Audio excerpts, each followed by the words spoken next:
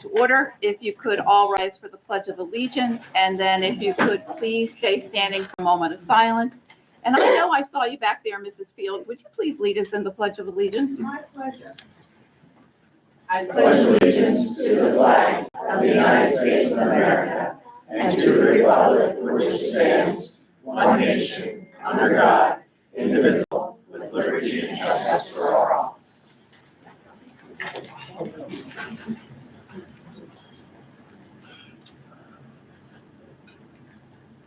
Thank you, everyone.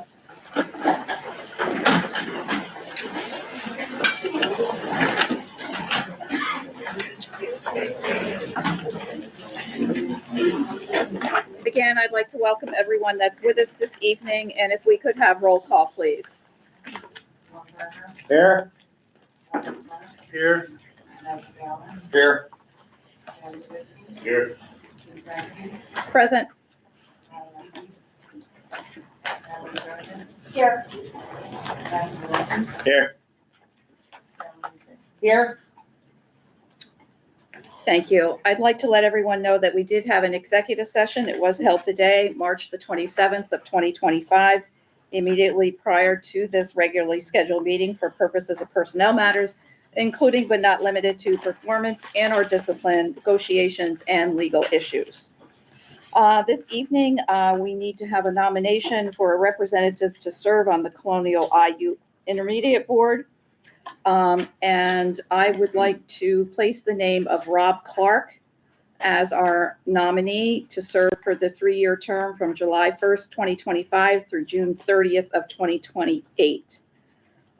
Could I have a motion? So moved. Second. I have a motion by Mr. Galler, seconded by Mrs. Zip. Is there any discussion? All those in favor, please signify by saying aye. Aye. Anyone opposed? And that motion carries. At this time, I'd like to have Student of the Month, and I know, Mr. Pompazzola, it all starts at PBE. Yes, it does. It all starts kindergarten here at PBE. Welcome, everybody. Thank you for coming. I like to start off every time before we go K-12 all the way up. Every kid that's going to get nominated and get this tonight doesn't happen without an awesome home life. And you guys setting that environment home to parents, thank you so much. This award is like for all of you, really, the whole family. So thank you. I have 3 amazing, awesome. I get the award for most cute kids. Sorry. Now he's taking that one. So I'm going to start off with awesome first-year teacher, Miss Crispin's going to come up here. And can I have Danielle Bauer and the whole family come on up? You're going to go right in front of Missy Kaczynski over here. So, come on, guys. I want you to come up. Come on. Let's go. Come on. Come on. Miss Crispin, you're over here. Oh.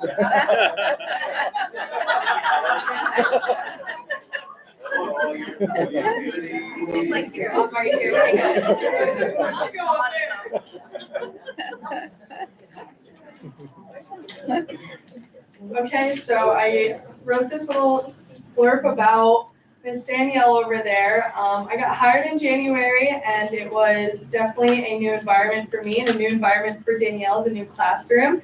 And she's here tonight because of her unwavering dedication to her academic success.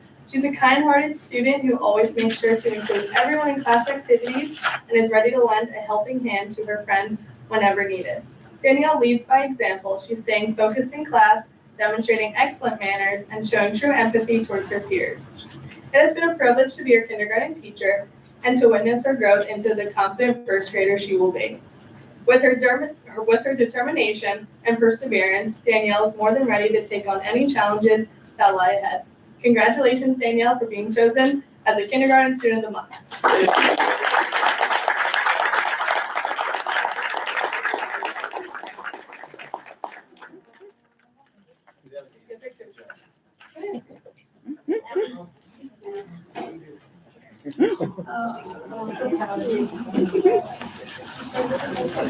She is a hugger.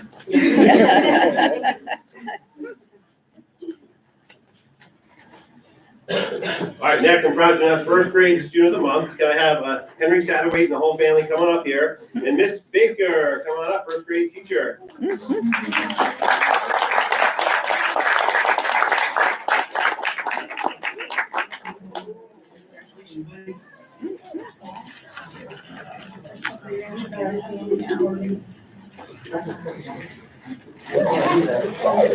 Hello, everyone. This is Mr. Henry Satterthwaite, and he is what we call the Big Kahuna Student of the Month because he is the first grade student of the month out of 300 first grade students. So you really have to be a very bright shining star to earn this honor. So this is a very big deal. So he does have quite an impressive resume. He is an official word detective with badge. He just a couple of weeks ago became a paleontologist with an ID. He's an incredibly hard worker. Henry loves the challenge, right? Like really loves it. Yeah. He is a very kind and helpful friend. He is a very talented engineer. Okay, that's a good thing to have on your resume. He's an artist. He's a lover of books and information. He just cannot get enough learning. He truly loves to learn. He is a rock star listener. And he's super neat and organized, which I love. And a bonus is he always gets my jokes, and sometimes he's the only one. That's not what I picked you though. That's not what I picked you. And what I honestly truly love about Henry is his deep love of family. And this is a tribute to his family. I have to give a shout out to his sister Zoe. I know all about her. She's 23. She lives in Philadelphia. He talks about her all the time. He idolizes her. And I'm sure, Henry, that she would be so very proud of this very, very huge honor if she were here tonight. So I'm sure you'll give her a call tonight, tell her all about this amazing moment. Look at all the people that came out here to see you get this honor. I mean, you have to call Zoe, okay? So, okay, don't cue the music, I'm almost done. So I have to tell you all that this is not the last time you will see Henry Satterthwaite, remember that name, being honored here at PBE. I promise you that. He is going to do amazing things. So the story is to be continued. So give it up for Henry.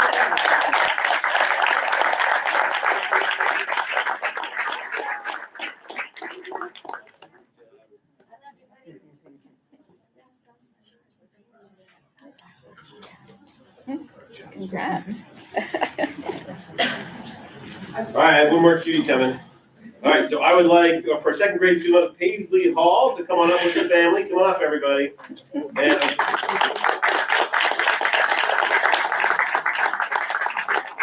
unfortunately, Ms. McCarty could not be here, but she gave some notes for Mrs. Pompasello, who's actually Paisley's academic tutor. So after school program. So go ahead, Mrs. Pompasello. Hello. I was very honored to speak with Ms. McCarty when she couldn't be here, that I would get to present this to Paisley tonight. So I do work with Paisley on the tutoring, so I get to get to see her on Tuesdays and Thursdays. So Mrs. McCartney sent a little statement that I'd like to read right now.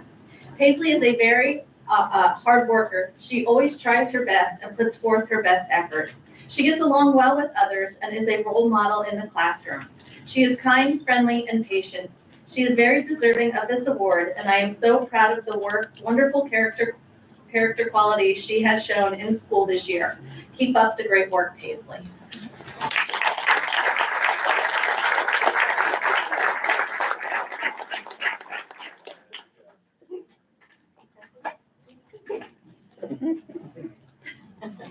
Whoops. When I went to tell Mr. McCartney that we were doing this, it was recess in second grade.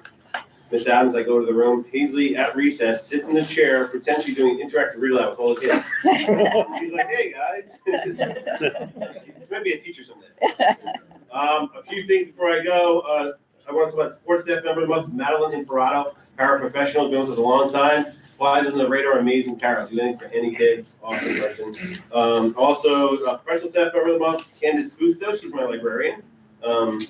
She's been hosting books and bagels all month at PBE, and she's all about the kids also, so I love her. A few highlights for PBE. We have music. My music teacher, Miss Sponsor, is doing the performances. I've seen actually some of these parents there. Where the parents come in, they get the music with the kids.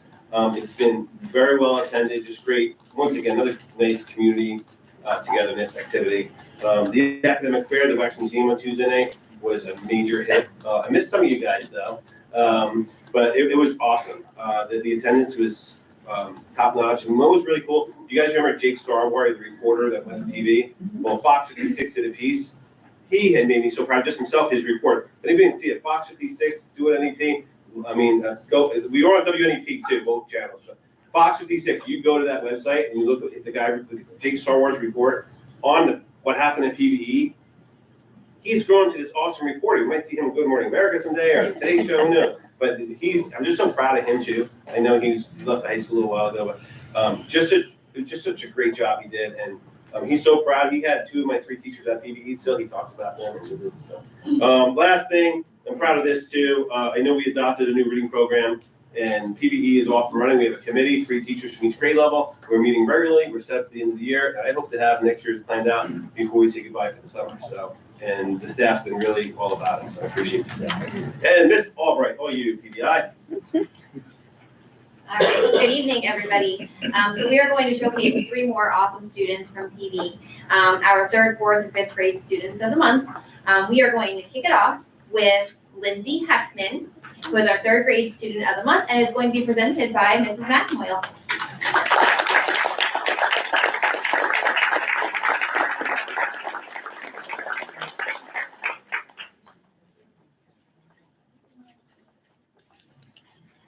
I'm thrilled to be here tonight to share just how truly wonderful Lindsay has been as a student. Lindsay is an exceptional 3rd grader with a big heart who gives 110% to everything she does. Not only is she a conscientious and hardworking student, but she also stands out as a great role model for her peers. Lindsay actively participates in class, listens attentively, and shows deep respect for both her teachers and fellow students. Her caring and kindness towards others are commendable, and she is always willing to lend a helping hand to those in need. I am truly grateful to have Lindsay in my class, and it has been an absolute pleasure to be her teacher. I'm happy to be part of celebrating her achievements tonight and sharing a little bit about her contributions to her class and community.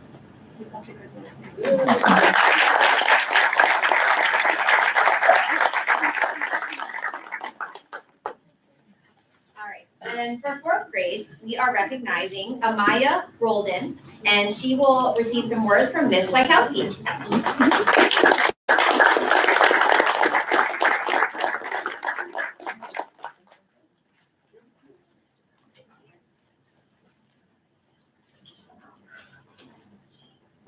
Ladies and gentlemen, and children of all ages. Good evening to my board members.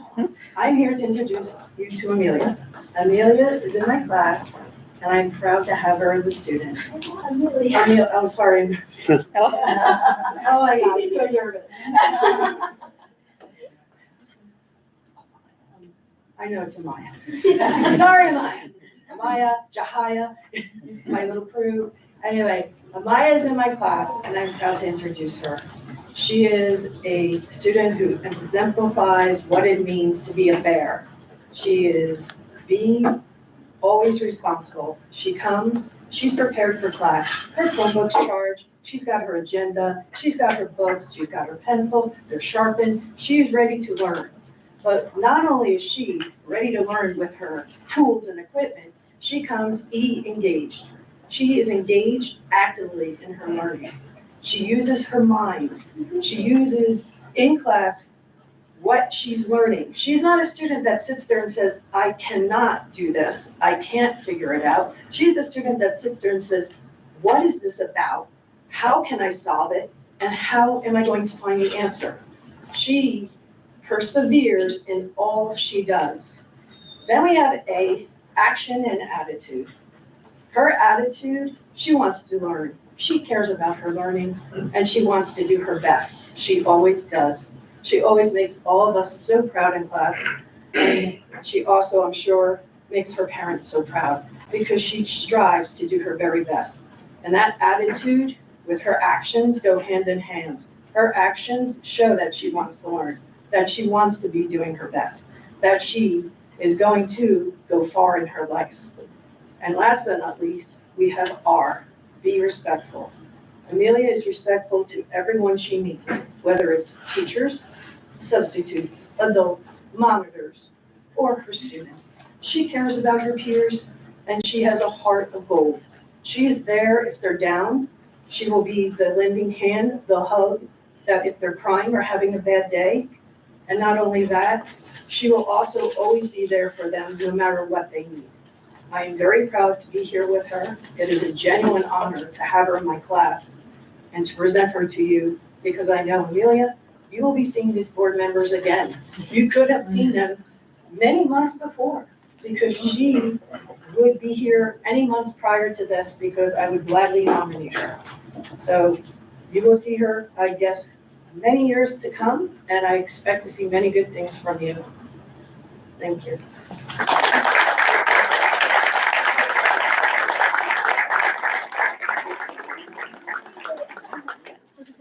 And then moving on to fifth grade, we are recognizing Eliza Pace, who is presented by Miss Weaver.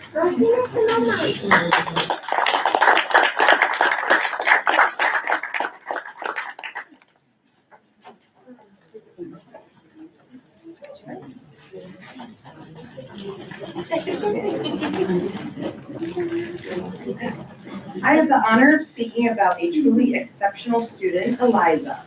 When I think about what it means to be hardworking, polite, and dedicated, Eliza embodies these qualities perfectly.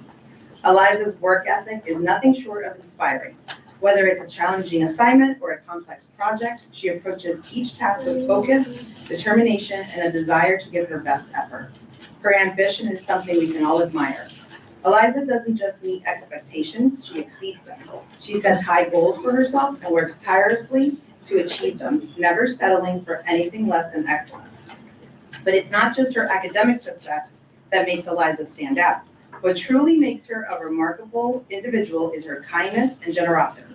Eliza is always willing to lend a helpful hand to her classmates. If someone is struggling with a problem or needs clarification, Eliza is there, offering guidance with patience and a smile. She creates a positive environment, making her a wonderful example of teamwork and compassion. In every classroom, there are students who work hard and achieve great things, but few do so with the same blend of ambition, respect, and generosity that Eliza brings every single day. She's not only a role model for her academic accomplishments, but for her character she demonstrates as a person. Thank you for being an inspiration to all of us. You remind us that with hard work, we can achieve great things. Keep shining because the world needs more people like you.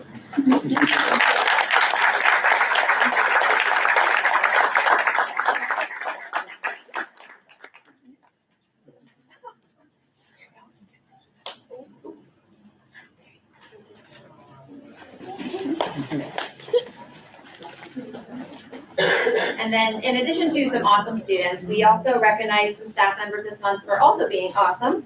Our professional staff member of the month was Letitia DeTippy, and our support staff member of the month was Robin Surface.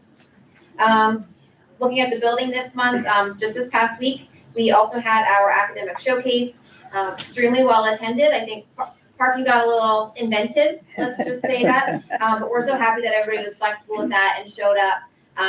For our band concert, the bleachers were completely filled. We were so happy to have great attendance, and it was really awesome. Our staff worked really hard along with our students to have projects, artwork, essays, all throughout the building, and it was really great to see everybody walking through and seeing all of the hard work that we've done this year. So great turnout, and we're very happy that that night was so successful. And moving on to Mr. McCutcheon for the middle school.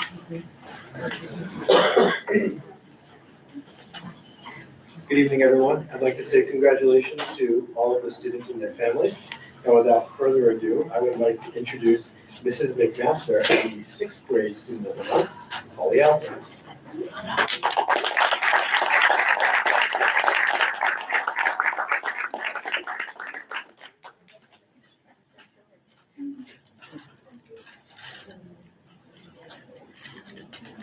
Hello. It's a true honor to present our sixth grade student of the month to Polly Alvarez. This is a special recognition, one that highlights a student who truly embodies the qualities that we strive for at the middle school. Polly is someone who shines brightly in so many different ways. When we think about what makes a great student, several things come to mind. We look for someone who's dedicated to their learning, someone who puts in an effort to achieve their best, and Polly is absolutely, undoubtedly hardworking. She consistently approaches all her tasks with focus and determination. She understands that success comes through effort, and she's never afraid to put in the time and the energy that's needed for her to succeed. But being a great student is not just about being academically great. It also is about how we treat others and the kind of person that we are inside. And Polly stands out for her kindness. She's always kind to everyone. Her actions demonstrate a true understanding of compassion and respect for others. She makes our classroom and our school more positive and a supportive place to be in. Polly also possesses a wonderful artistic spirit. She has a unique way of seeing the world and expressing herself creatively, whether it's through drawing or music or writing or any other form of artistic expression. She brings that special flair and imagination to everything that she does. Polly, your dedication, your compassion, your creativity make you truly a role model for all of us. I'm incredibly proud of your accomplishments this year and the positive impact that you've had on our school. And I just have to end by saying that you're like one of the first people in my room in the morning to greet me, good morning and hello. And you are definitely the last person at the end of the day because I have her 8th period. She's the last one out the door to say, have a great night, Mrs. McMaster. And I truly appreciate that. And I will miss you. You have to come visit me next year. I'm excited to see what you're going to do. Congratulations.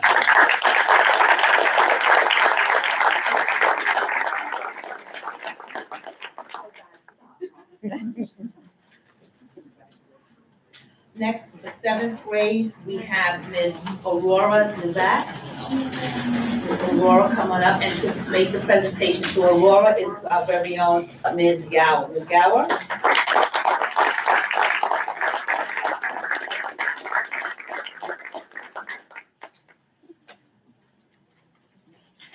Hope you're ready for this. I have a lot to write down. Seems like. So, hello members of board and families of the school district. I'm here today to celebrate a remarkable individual, Aurora, as the representative for our 7th and 8th grade team. Aurora's homeroom teacher, Mrs. Wojton, was not able to be here to honor her tonight, but I sent her regards and congratulations. In a room full of bright minds, Aurora shines with a unique brilliance that comes from her insatiable curiosity. It's not just about asking questions, it's about diving deep, exploring every angle, and never settling for a superficial understanding. Even when, sometimes, in her own words, it goes in one ear and out the other.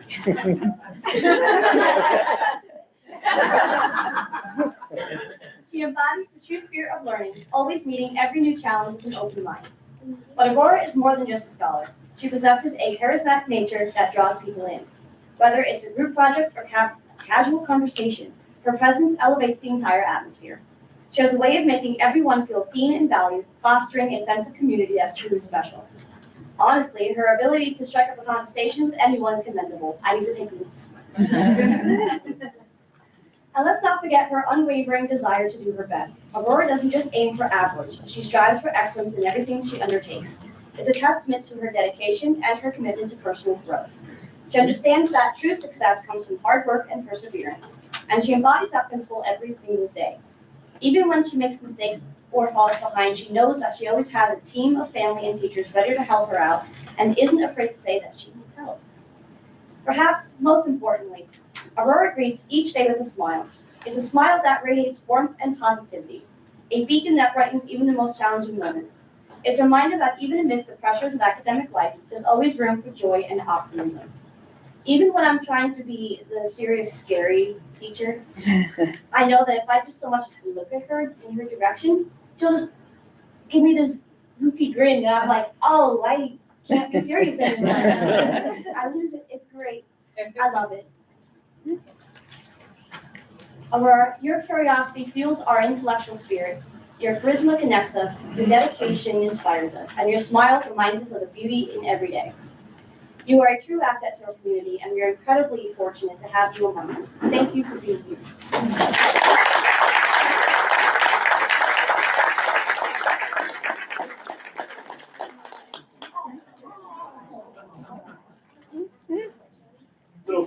depended on the Lord. Oh my gosh. Wings. Thanks, Dad.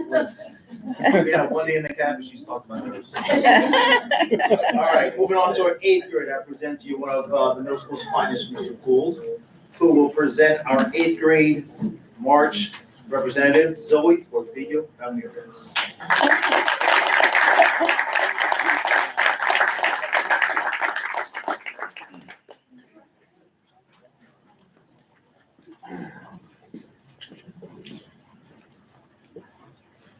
Good evening. I have Zoe for homeroom. Every morning, she's one of the first students in the room, always with a smile on her face. It's great to see every day, start the day like that. So Zoe's an outstanding student who embodies hard work, kindness, and dedication to academic success. She constantly puts forth her best efforts in the classroom, demonstrating a strong work ethic and a genuine enthusiasm for learning. Her friendly and personable nature makes her a joy to have in the classroom, as she is always willing to collaborate with peers and contribute to discussions. Zoe's commitment to her education is evident in her conscientious approach to her grades and her determination to succeed. She is truly deserving of this March Award for Student of the Month, and all of your teachers are looking forward to what you can do in high school next year, 9th grade. So,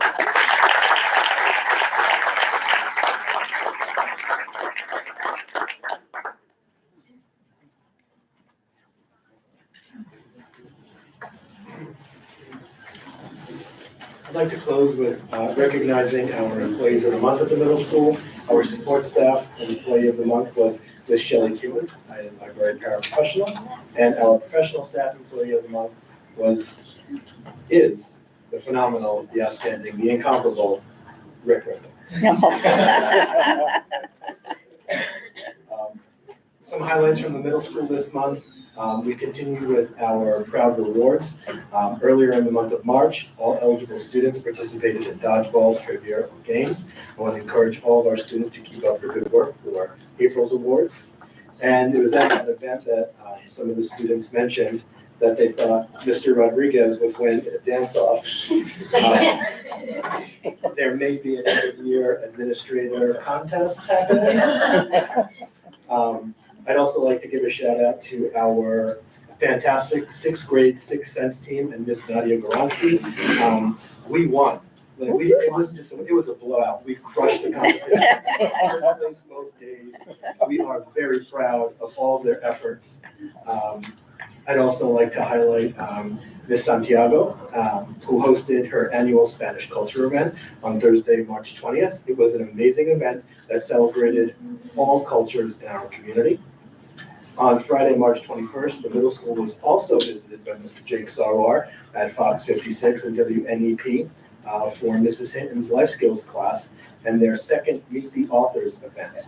The authors shared their newly published recipe book and provided samples of their recipe for faculty, staff, and students to try. I'd also like to close with our academic challenge at the middle school. It is a trivia competition that happens once a week with trivia topics and a combination of academic questions and pop culture. And the culminating event will be a teachers versus kids trivia showdown. So lots of exciting things happening at the middle school. And I'll turn it over now to the high school.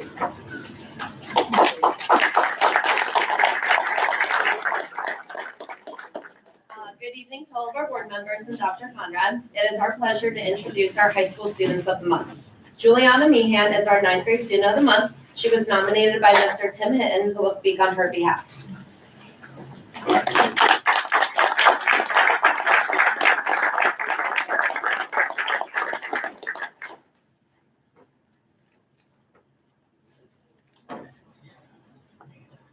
Good evening. Thanks for having me here. It's my pleasure to be able to teach Juliana in my Wood 1 class. She's the epitome of a student, which I think all of the student of the months, we could say the same thing about all of them. But Juliana is always on task. She's always definitely prepared.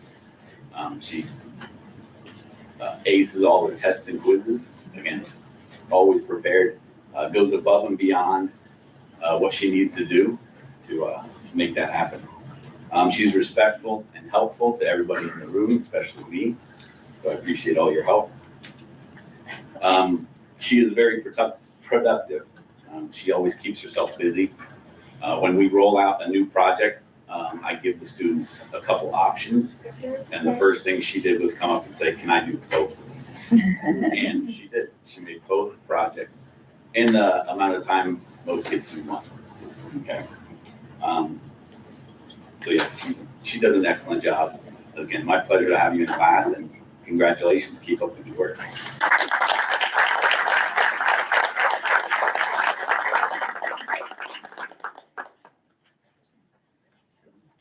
Next up is Gavin Bates. He is our 10th grade student of the month. He was nominated by Miss Amanda Altimos, who will speak on his behalf.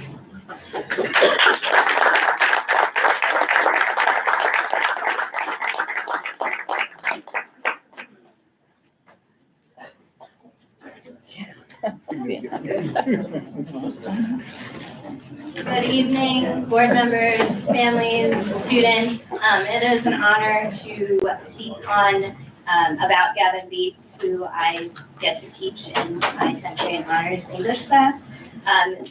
One of the main reasons I nominated you was because you have such a positive attitude. 7th period, you walk in, you're raring to go. You're like, yes, let's do this thing. We're good. You know, and I appreciate you always saying, you know, good afternoon, have a great day, and it's just really refreshing. You're so respectful to yourself, to your peers, to your teachers, and it does not go unnoticed by anybody that you come in contact with during the school day. You're very involved. You're on JV, on varsity baseball. You play as a pitcher, and you are also a first baseman. That's fabulous. You also came here from practice, so it shows your dedication to not just being an academic student and doing well in the classroom, but also being involved in the school community.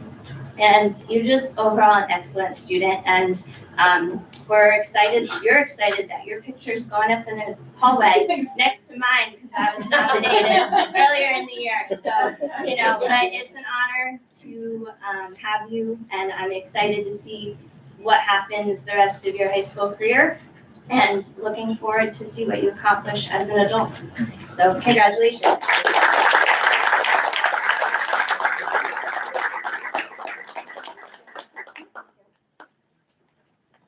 Next up, we have Emily Hernandez. She is our 11th grade student of the month. She was nominated by Mr. Phil Masiello, who will speak on her behalf.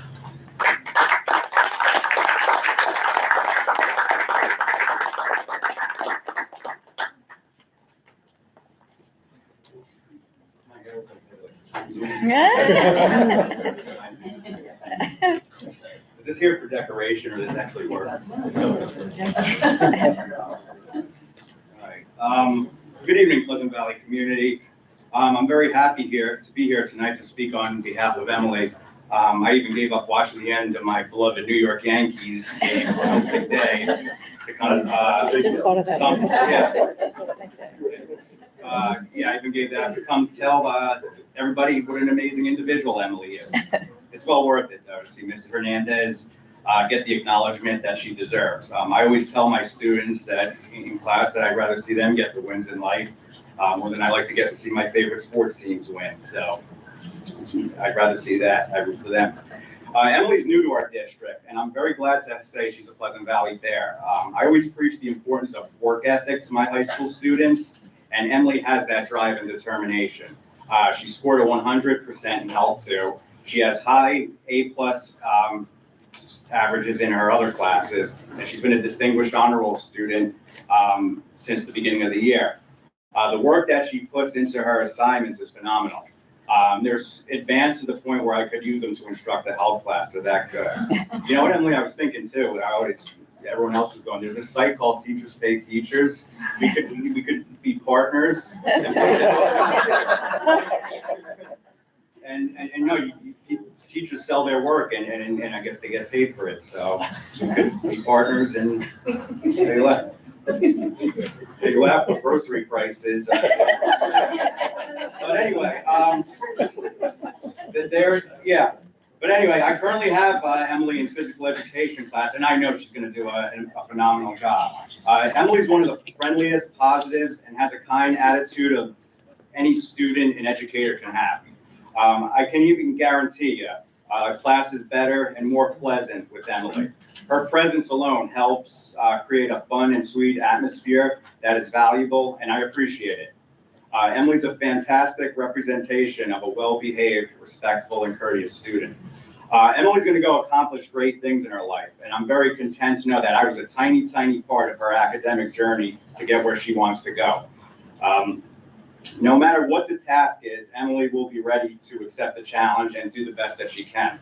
Last thing I just want to say to Emily's parents, thank you. You're doing an amazing job raising her. And I'd like to tell Emily, thank you, and I'm honored to be one of your instructors at PV. And I'm glad to have had the opportunity to nominate you. I was looking this morning when I was finishing this up. I wanted to share a quote with you that I read. I guess it was by Henry David Thoreau, if I'm pronouncing his name correctly. The quote says, go confidently in the direction of your dreams, live the life you have imagined. Congratulations, Emily, you deserve it.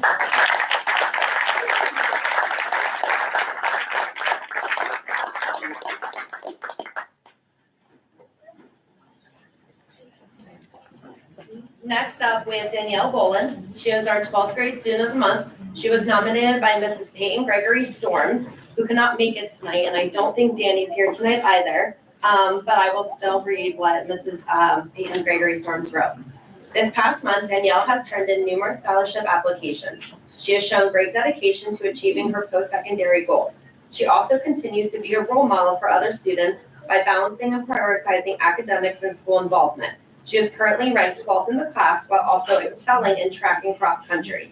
In addition, Danielle intentionally makes time to serve others and give back to the community through being a member of the Leo Club and participating in Minithon. Danielle, you make us all PV proud.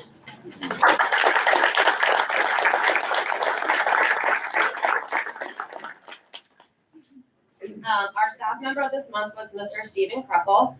He is one of our special ed teachers for math. Our support staff of the month was Miss Leanne Jacobson. She's one of our life skills paraprofessionals. We have a few high school highlights tonight. So the Pleasant Valley High School Musical Drama Club performed Schoolhouse Rock live this past weekend. We want to thank Dan and Marcy Mulligan, Donna Morris, and all drama club participants for their dedication and hard work. The musical was fantastic, and we had great audiences, including our second graders from PVE that attended for a special preview show.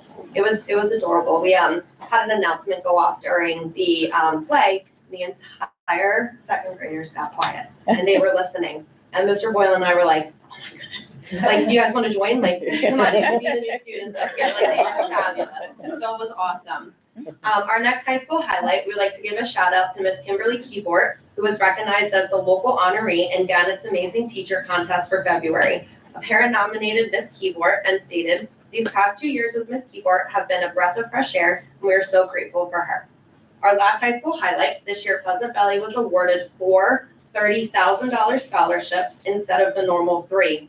We are pleased to announce that the 2025 Singer Scholarship Award recipients are Brianna Palmieri, Liliana Earhart, Anaya Cillian, and Zachary Prater.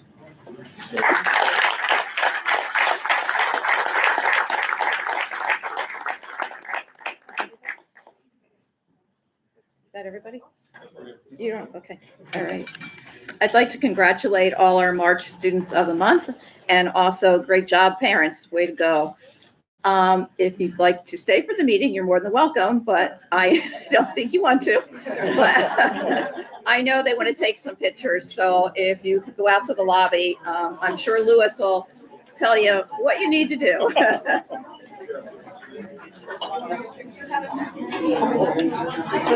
You're reading. No, that's right. They did? Oh, did they? Extra, 7th grade. Yeah. Really? Yeah. 7-3 though? Yeah. Oh, I wonder if it was the parents' time for that. yeah. But they did win. Oh, good. I was listening to WIP this morning. They're contemplating on the scenario, will Bryce go under 29.5 runs? Over under win, will they win You know, Uh-huh. very concerned. Yeah. Oh, and they still, Suarez out and what's his face, Walker. We saw Walker. Oh, Through like one good inning. He was doing well. that's the one universal trophy. Yeah. Yeah. Oh, yeah. You know, with Philadelphia sports fans, you should all be very satisfied. Yes, right now. absolutely. Yeah, oh, yeah. For sure. There you go. It's out there. Directed traffic. Like everyone clear.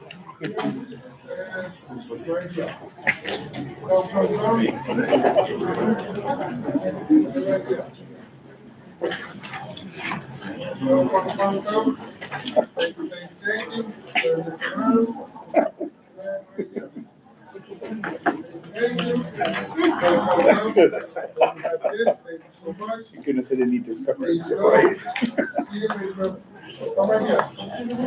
Cupcakes earlier today, and my team did not finish all. Nice. Yeah, I wanted to see. It is amazing what that, sometimes that stuff. Well, it was like the curtain. Yeah. It was like, Thank you, Lewis. All right, we'll continue on our agenda. Dr. Conrad, community questions, please. yes, good evening, everyone. So before I answer community questions this evening, I want to address the middle school furniture that is on the board agenda for this evening. At the last working session meeting, we discussed and presented the need for updating middle school furniture, which is part of our capital improvements priority list for the district. The majority of this purchase will be paid for with Ready-to-Learn grant money. The decision to allocate grant funds is to improve the learning environments for our students. This includes updates to the classroom and common spaces to ensure students have comfortable, functional, and flexible spaces that support their education and support our staff. By making this investment, we are ensuring that our students have a better learning environment, which contributes to their academic success and overall well-being. I'm not sure if you're aware, but most of this furniture in the middle school is more than 30 years old, and some of the furniture poses a safety concern. In the future, we will be looking to enhance furniture in both the intermediate school and the elementary school. And our goal, as always, is to continue to use grant money to save our taxpayers from additional expenses. In this case, we saved taxpayers $719,000. With that said, regarding the gaming furniture from esports, which ties into our STEM focus, we are not purchasing the $800 chairs, but that is the quote that we received when we asked for a quote with the PV logo. This amount will be replaced with a lower amount of about $267 per chair. The $800 that is on the agenda is what we were provided when we were given the new quote. Okay, moving on. There are 6 community questions that were submitted this evening. There were 2 questions submitted by Donna Yoswiak from Chestnut Hill Township. The first question was regarding the J.C. Mills sign outside of the high school and when it will be put back outside. The sign was removed for the road work on 115 and 209, and the sign was actually missing letters. With the upcoming construction on the high school, there are no plans to put it back outside. It will continue to be referred to as the J.C. Mills wing, but it is part of Pleasant Valley High School. There is a plaque dedicating the wing to J.C. Mills that is located inside the doors when you walk up the steps and to the right of J.C. Mills. The second question was regarding Pleasant Valley applying for the school safety and mental health grant program and when it will be used for phone pouches. We did receive a grant for the 24-25 school year. This money is being used for behavioral analysts for our students and to rekey all of our school buildings from a security and safety standpoint. There were 3 questions submitted by Denise Hopley of Chestnut Hill Township. The first 2 questions were regarding the comprehensive plan and when they met and what input students had. The steering committee met in September and February of this school year, once in person here at the district office, and then once virtually due to an inclement weather day. The students attended both meetings and shared their thoughts and ideas and discussion time along with everyone else that wanted to share. In addition to that, our students continuously provide us with feedback at the high school and the middle school and through our SAC meetings that we were having monthly in the beginning part of the school year. The third question was regarding the tennis courts being in disrepair.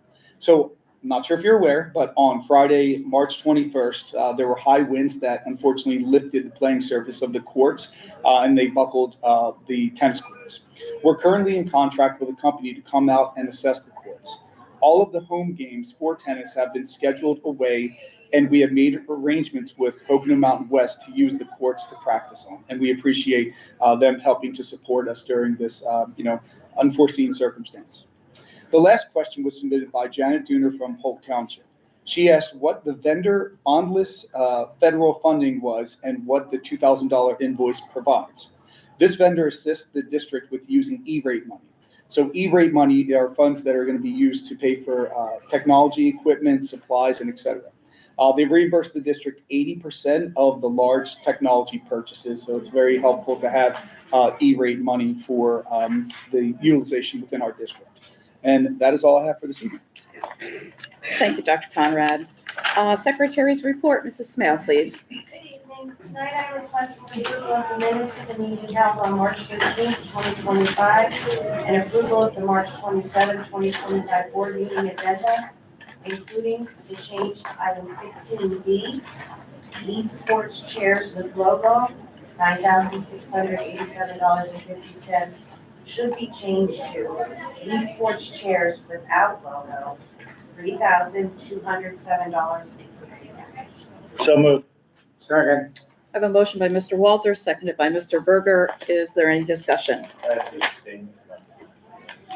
have to abstain as well. All those in favor, please signify by saying aye. Aye. Anyone opposed? And that motion carries. At this time, are there any Pleasant Valley citizens that would like to address the board? If so, please come to the podium, state your name, the township you reside in. Again, it's on agenda items only, and there is a 3-minute limit. Good evening, everybody. Yes, it's on. Denise Oakley, Chestnut Hill Township. Okay. For in terms of the furniture that's coming out of middle school, do you know what you're gonna do with that furniture? What are we gonna do with it? And I guess if we're good stewards and good leaders, we may wanna be able to give it to another poorer school that may be in need of it, so they're not on milk carts and floors, et cetera. So I have a question about that. And the other one, they pertain to the comprehensive plan, number 11. Okay. There's strengths and weaknesses, but this one is pertaining to STEM. Expanding the elective offerings to better align STEM careers is needed.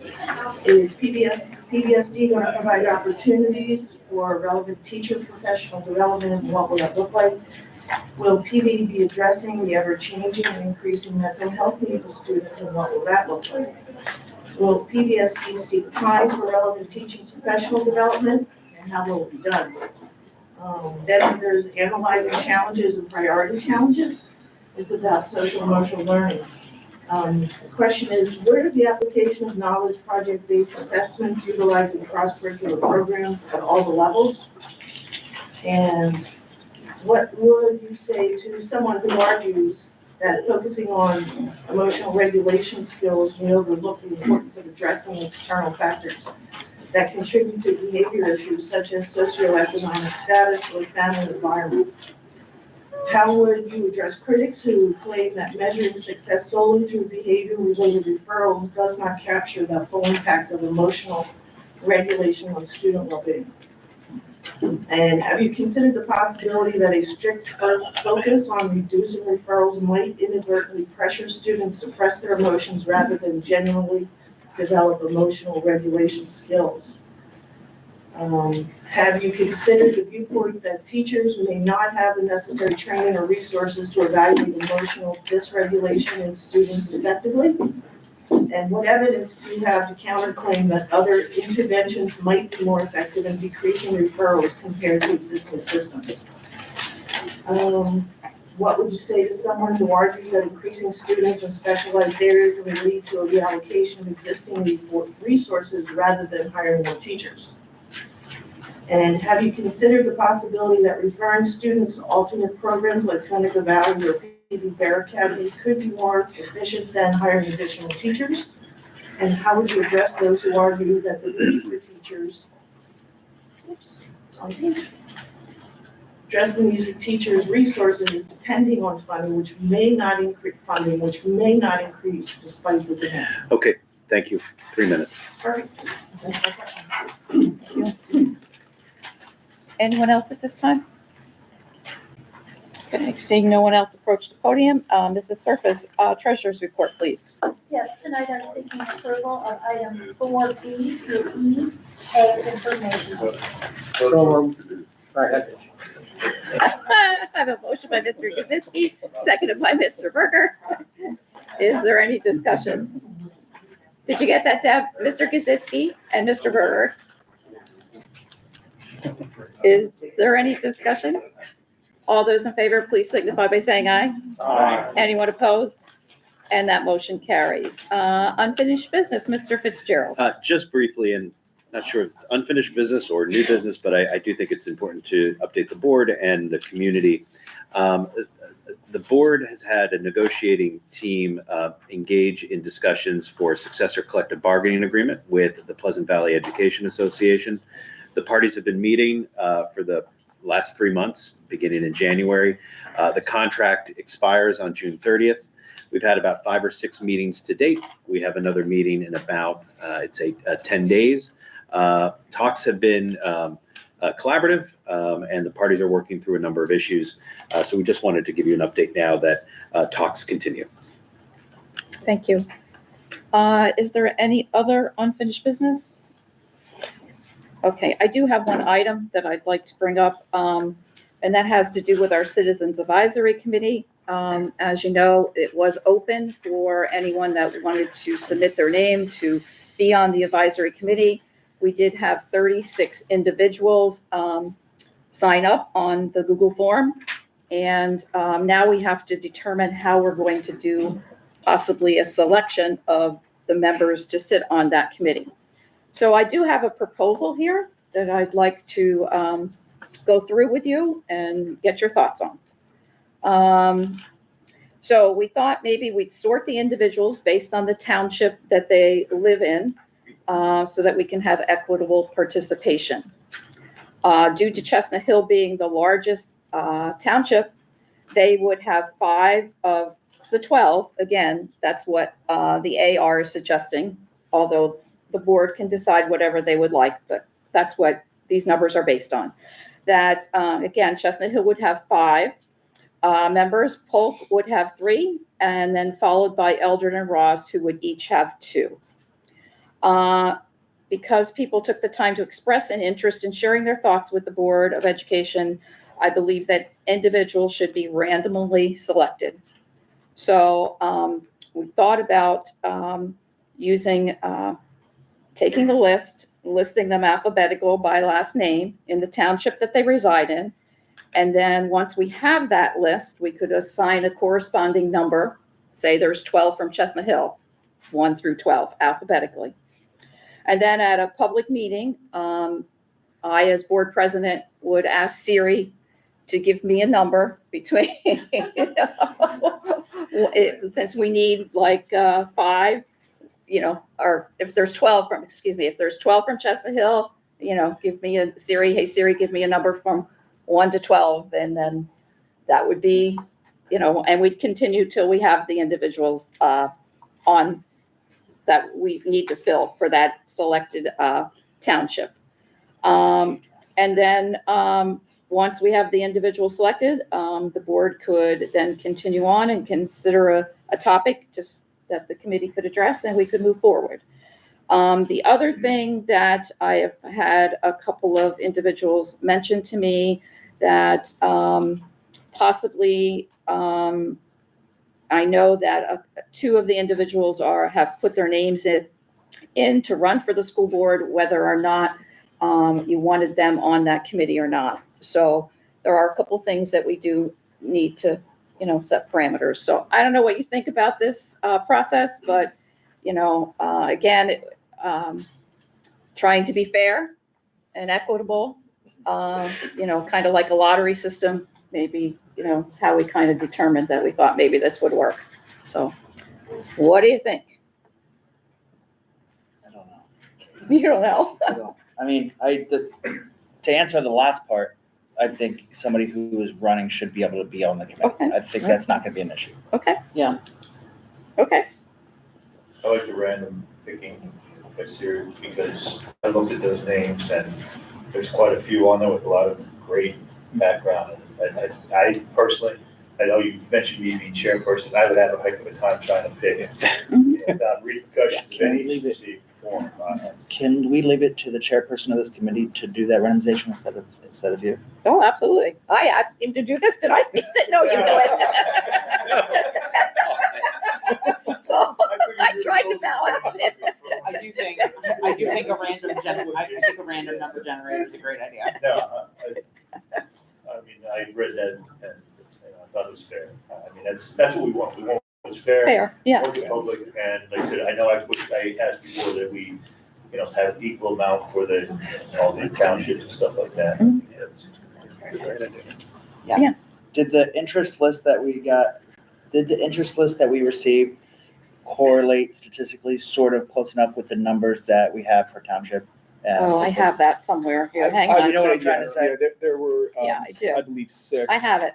In Ross and Eldred, or around about 5 and 6. Correlation on the. So that correlates maybe. So Chestnut Hill had the largest of Yeah, about I did do that. 19 or 20. 19 from Chestnut Hill, 6 from Ross, 4 from Eldred, and 7 from Polk. So did Yeah. Yeah. Kind of cool. So that's, I would also like to have it brought up at our next board meeting, because I'm putting you on the spot right now. I believe you said there's 36 applicants. Mhm. I'd like the public to be able to know for the next meeting, the breakdown of those 36. How many are current parents of kids in the system? Yeah. How many are graduates of the system? How many are business owners of the system? And how many are retirees of the system? And I want that out there for the public to know for the next meeting. yeah, I think we didn't actually ask that question, but some of them, Based on what they put in. yeah, some of them you pretty can, good yeah, idea you can on tell. They did tell us, yeah. Because we have to make sure our community is represented in all aspects. I want to make the community know if the committee gets set up a certain way, if one of those groups is not represented, this is why.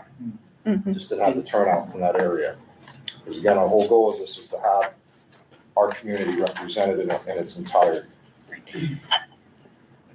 Okay, so I'm hearing the random, the way I read is acceptable. So I'll turn it then over to the chairperson and we'll continue on. Now? No, you don't have to do it now. I do No, next think meeting. The one thing, You were waiting. the one thing that I do think, and I think it was just your last bullet. Okay. The last bullet was related to topics. Yes. I feel like those should come from the first meeting.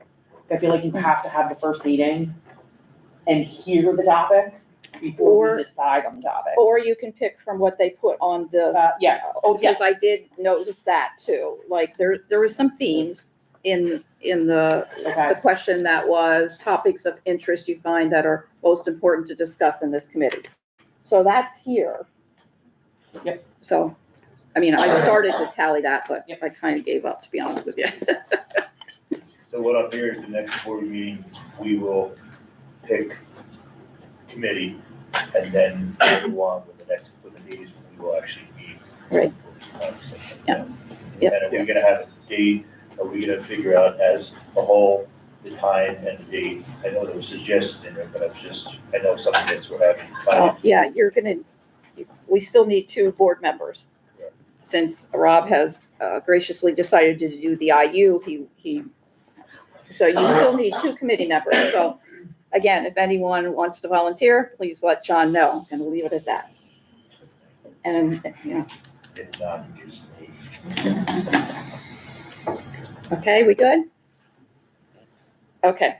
I'm sorry. That's all right. I'm sorry. Were, the 4 topics that you asked for, parents, graduates, retirees, business owners. Got it? Were teachers able to put in or no? Did we? We had I past just- employees, Yeah. we had past employees, I know on there, I don't know if there was Usually there's any, a couple employees, they had PBR's emails that they put down. did they? Yes, there's one or two, I believe, in that category. Yeah. But three. I know there's I don't one know that put their in that's a para, but she's retiring. But again, Did we exclude that? no, We didn't I exclude can't No, remember. we I did just not. Can't remember off the top. no, we did not. I would like to nominate Ryan O'Keefe as a second member of the committee. I second it. All in favor? He's watching. I'm gonna get a call. All in favor? We are really, Just saying. you can reach out to me, John. Okay, I think he was interested, but he, due to work travel. Yeah. So- That's but where he let's is, ask- let you him- know. Let him answer that. Yeah. You'll have to talk to him. That's why I'm saying you can reach out to him. All right, anything else under unfinished business? Okay, moving on to new business, Monroe Career and Technical Institute. Mrs. Surface. Nothing this evening. Our next meeting will be April the 7th. Okay, Mr. Galler, Colonial IU. Two items. Last night we had our board meeting, so for the next meeting here, I will have the board available. But I did want to highlight that recently Dr. Wolfall, Dr. Bartek, and his crew they went out to Harrisburg to meet with all the Pennsylvania IU directors for a summit out there. And Dr. Wolf had taken two of our stellar ambassadors from the IU 20 and did something brand new out there and got to meet all the legislators, the senators and everything, and pretty much made a huge impact out there. The kids did with everybody out there and set the precedent. That was the first time that the NEIU has taken students out there for this summit, and it's going to be something all the other IUs are jumping onto. So props to Dr. Wolfall on that. It was a fantastic presentation, and it really put the IU 20 in Eastern Pennsylvania on the map again out of Harrisburg. So it was really, really nice. Thank you. PSBA Liaison, Mrs. Zip. Nothing new this week. Okay, this evening under education, I just wanted to touch base on our Ready to Learn grant. We received a little over $3.5 million in our state Ready to Learn grant. This money does have specific things that it can be spent on, and it also needs to be spent each school year by June 30th. So again, this evening, furniture for our middle school is coming out of this Ready to Learn grant. Now, I know it's taxpayers' money, but if we don't use this money, we lose it. Somebody else will. Somebody else will get it, that's correct. So we have spent this money on various things. If you've been at board meetings, we just bought a new reading program with these dollars. We did NWEA, which is a mapping skills, help me, John. Growth. Mapping growth, academic growth for our students. We've purchased teacher supplies to the tune of $750 each, right? $225,000. Yeah. $225,000 total. There is a list of things that we have so far spent this money on. Again, if we don't use it, we lose it.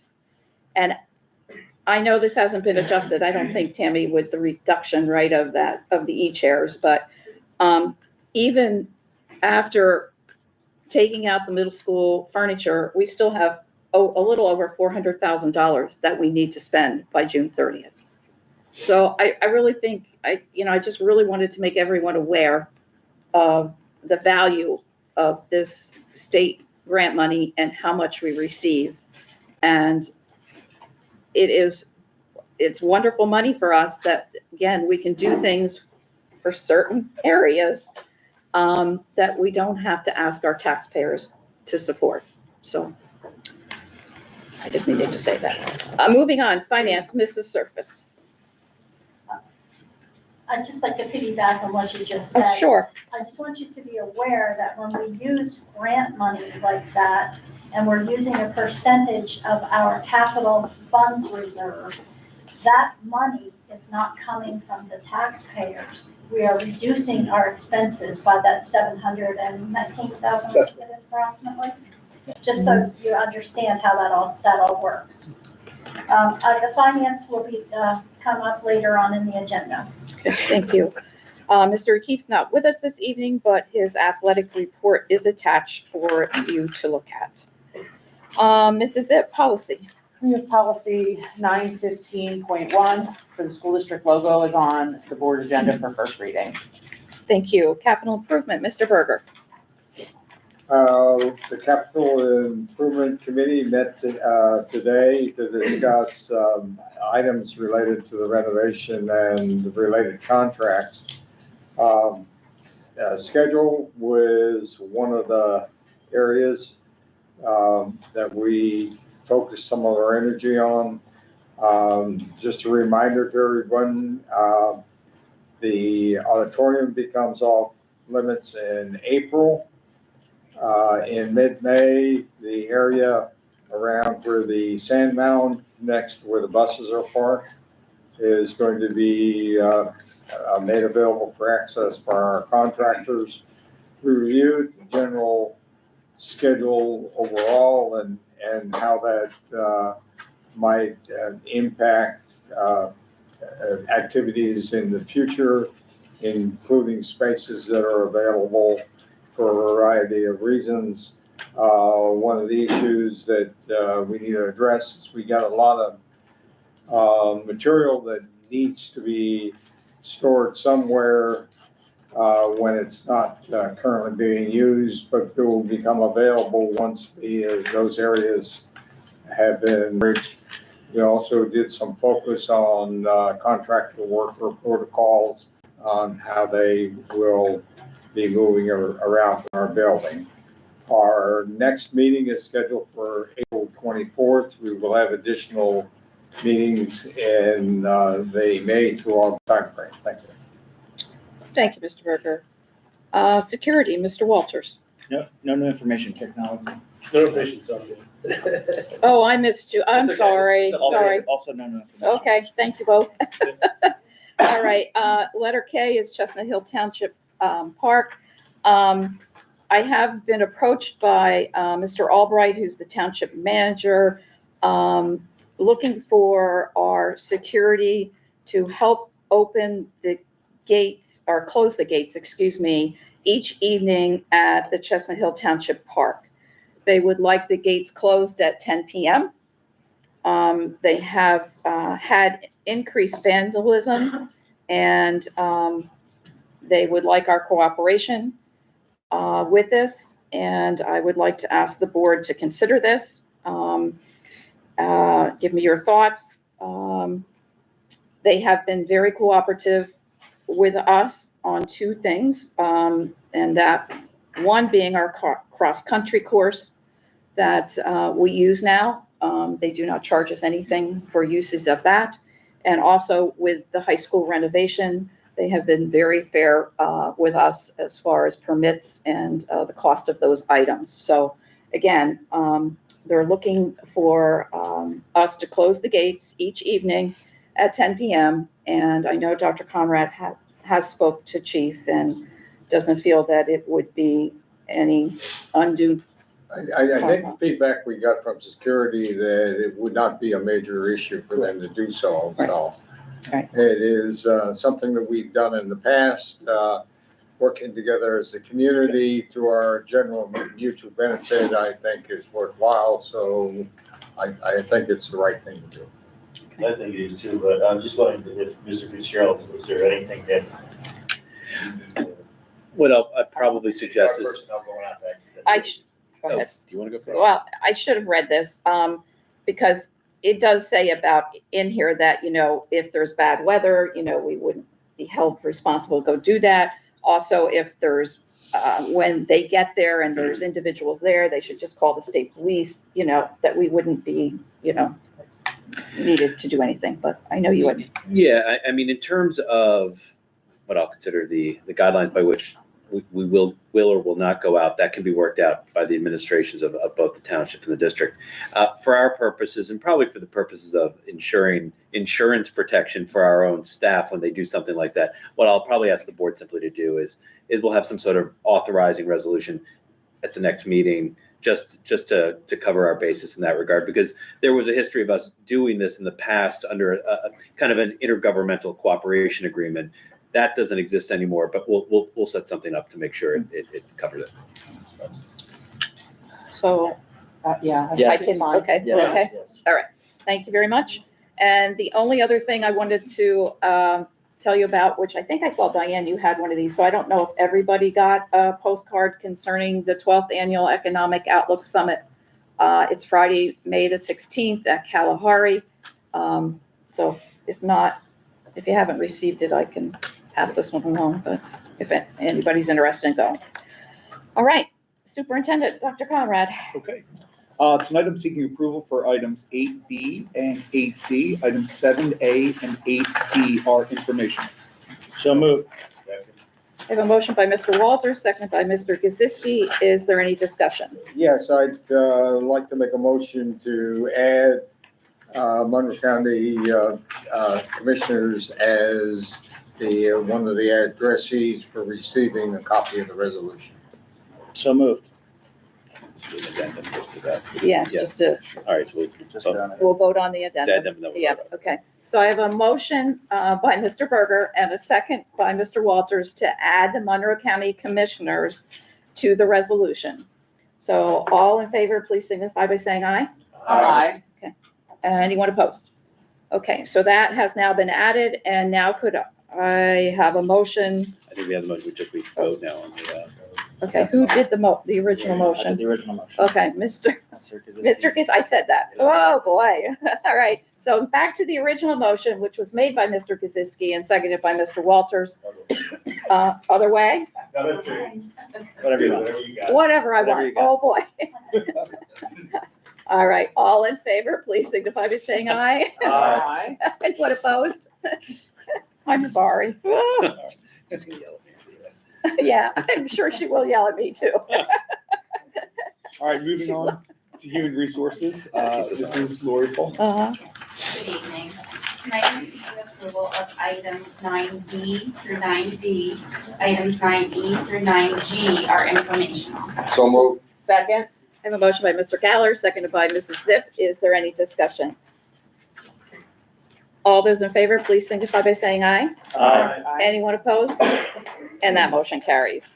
Tonight I'm seeking approval of items 10B through 10G. Items 10H through 10J are informational. So moved. Second.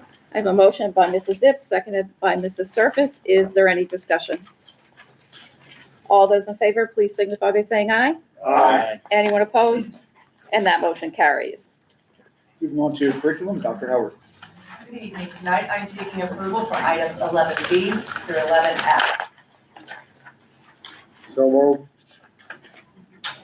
Second. I have a motion by Mr. Berger, seconded by Mr. Walters. Is there any discussion? Yeah, I have a couple questions.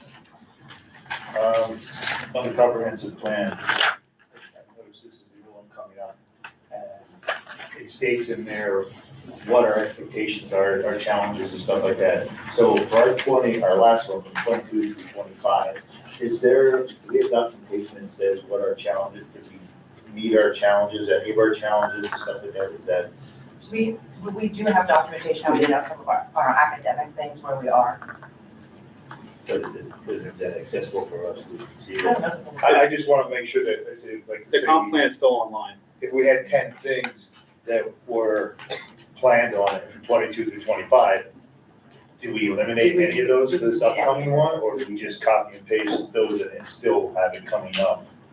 We like looked at it and compiled some of I mean, it, there's but 90 this, some pages in this one. yeah, a lot, and this was, we looked at, the survey that we provided from, when we got from the community and, on the staff. And that's kind of like where we were looking at. And then we analyzed our PA Future Ready Index and that data because it is lagging, so it doesn't lag as far back, which would be of the previous comprehensive plan. So we kind of took all that data and put it in here, analyze it, and then move it forward. So that's where you got your data, as your starting line for this Yes. upcoming one. Okay, I just, it's like, I know the one place here, it says here, all students, at PDI had to score 100% in science. What is that? I mean, you can't improve on that. That's mentioned on page 10 and 12. That, all student groups scored 100% in science. I'm sorry to get this early, I just was reading that over this morning, I did it about 4:30, so. So for the, where is this? Page 10. Yep. PBI, all student groups scored 100% for science. So that's a strength based on the Right, future. which to me, that means a strength, we already have that. Yes, correct, for science. So we actually have 100%, because another For- place there, so it said that PDI needs to, as one of our challenges, we need to increase our science score. So I was kind of confused on that, why it says 100. Because it's going from 4th to 5th grade for our science. So we need to make sure that we're still keeping it up for that next grade level. But we have 100% For- all groups. For 4th grade. Right, so you're talking all groups have 100%. You only test for science. Right, testing. but what I'm That's what you saying is do all for groups that were in there, like that's the challenge. That's all, they're not part of that, or taken out for that, or disability. No, everybody takes it. We're 100%. Unless they take alternatives. Yeah. Scoring numbers are all 100% took the test. Now I'm confused. John, is 100%. Academic growth. So they had academic growth, not participation. Oh, okay. Academic So the students shown growth. Growth. Showed, okay, they growth. showed growth, it wasn't that they, It wasn't achievement. yeah, Okay. that's what I thought. For. So all students are below Yeah, a certain yeah. metric. 100% We'd of be the up students screaming on who took rooftops, the we test should in be. for Everybody the would be here. group, they didn't all achieve, so the new goal is for achieving. Okay. Right. And then the other one is, page 14, it talks about increasing student STEM, increasing the electives in STEM. Did we not, I mean, maybe I'm wrong, did we not do away with a number of STEM programs in the past couple of We're years? looking for STEM programs that are more current, so we are sending teachers, actually, they're going to programming. We're looking at, Raspberry Pi. Raspberry Pi. We have teachers from the middle school, from PBI, and the high school are gonna go to programming and, things like that. We took out, we're trying to be with the times with our STEM programs. Well, I guess what I meant is, though, I know we were saying to increase the STEM program, which you just stated, we're gonna need the staff to do that. So, I mean, not that I didn't bring it up in the past, but we had issues with staff members going to get these trainings and how they were compensated for it. So is this already taken into consideration, how we're going to, educate these new teachers, or not new teachers, but these teachers that are teaching these classes? Is that something we do ahead of time, and then we're gonna have the classes, or are we just saying, here's the classes, and now we're gonna try to get our teachers ready for it? I mean, I know I'm not at the meeting, so I'm sure that was addressed, but It's a I little, wanna know. we're doing a little bit of both, I guess. We've added some classes for next year. The teachers are already currently being trained, and they're already currently writing curriculum for those courses. And we're also looking at the training we can provide to offer future courses in the future. I know we want more, but do you have any idea like what other ones classes we're looking for in STEM? That's something you have. We want more programming. And we're looking at how the programs now align from PBI to the middle school to the high school, so that we're growing on top of one another.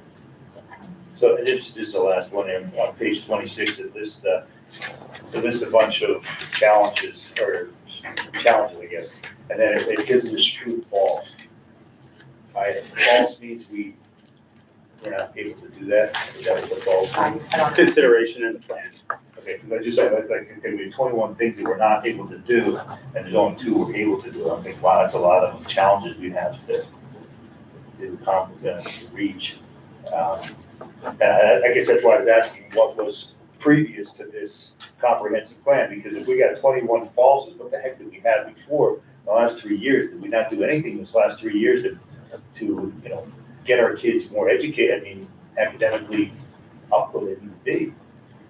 I mean, it's just, there's a lot of paperwork. To me, I had student teachers, they could write the heck out of a lesson. They couldn't teach worth a darn.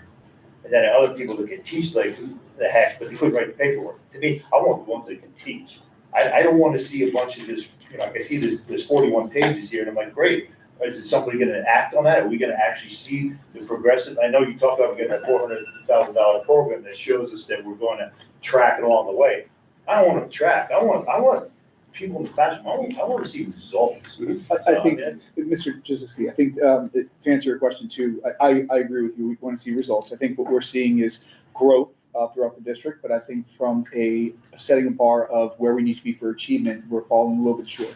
No, I understand we were really trying to go, okay. Yeah, right. I understand it, but I just want, did we do anything in the last 3 years to get it? I believe so, and I'll be honest, I mean, we have our administration team in front of us, and I know that they're getting into the classes because what we don't want is, high-level planning, but poor-level execution. So I know they're doing an excellent job with getting into the classes, providing feedback in certain domains that we're trying to help our educators improve on, and some of them are obviously doing phenomenally well, but there's always that opportunity for growth.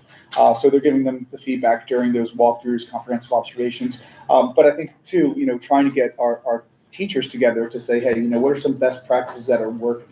How are we not lecturing for 45 minutes? Because we all know students probably lose, a lot of what's being taught after the first 5 or 10 minutes. So, I think one of our big focuses as a district is how are the students interacting with that new knowledge and connecting it to new experiences and prior knowledge to new experiences. So a lot of what we're really trying to emphasize through this comprehensive plan is what's happening in the class, which is exactly what you're addressing, and how do we get more opportunities so that way students are interacting and kind of building on that knowledge. So huge part of obviously what our growth trajectory is for the district. Right, and I see it, and I heard, like I said, I like what you said about that we're teaching getting our teachers ready now, not just throwing the course out there. They're learning while the kids are learning, that type of thing. Because I see in there also talk about a lot of professional development you're looking into, and hopefully it's, a lot more beneficial. I'd like to talk about what happened with this last staff day, because I know the big thing was the push to get this reading program through so we could start doing the reading program at this last staff development. But from what I'm hearing, last staff development was all about the NWEA.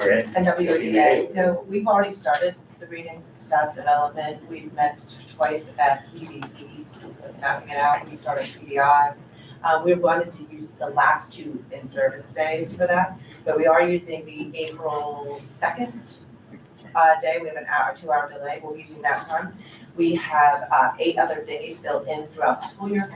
Plus, we have the last 2 days of the school year. And I think when we looked at it today, we were looking at hours. I think, Bernie, correct me if I'm wrong, every building will have 21 to 22 hours with the new HMH, right, before the end of the school year. So you're saying built in. wait a minute. You're not stating that we're. I need to interrupt here. Okay. This isn't a comprehensive plan now. Okay. This is reading program.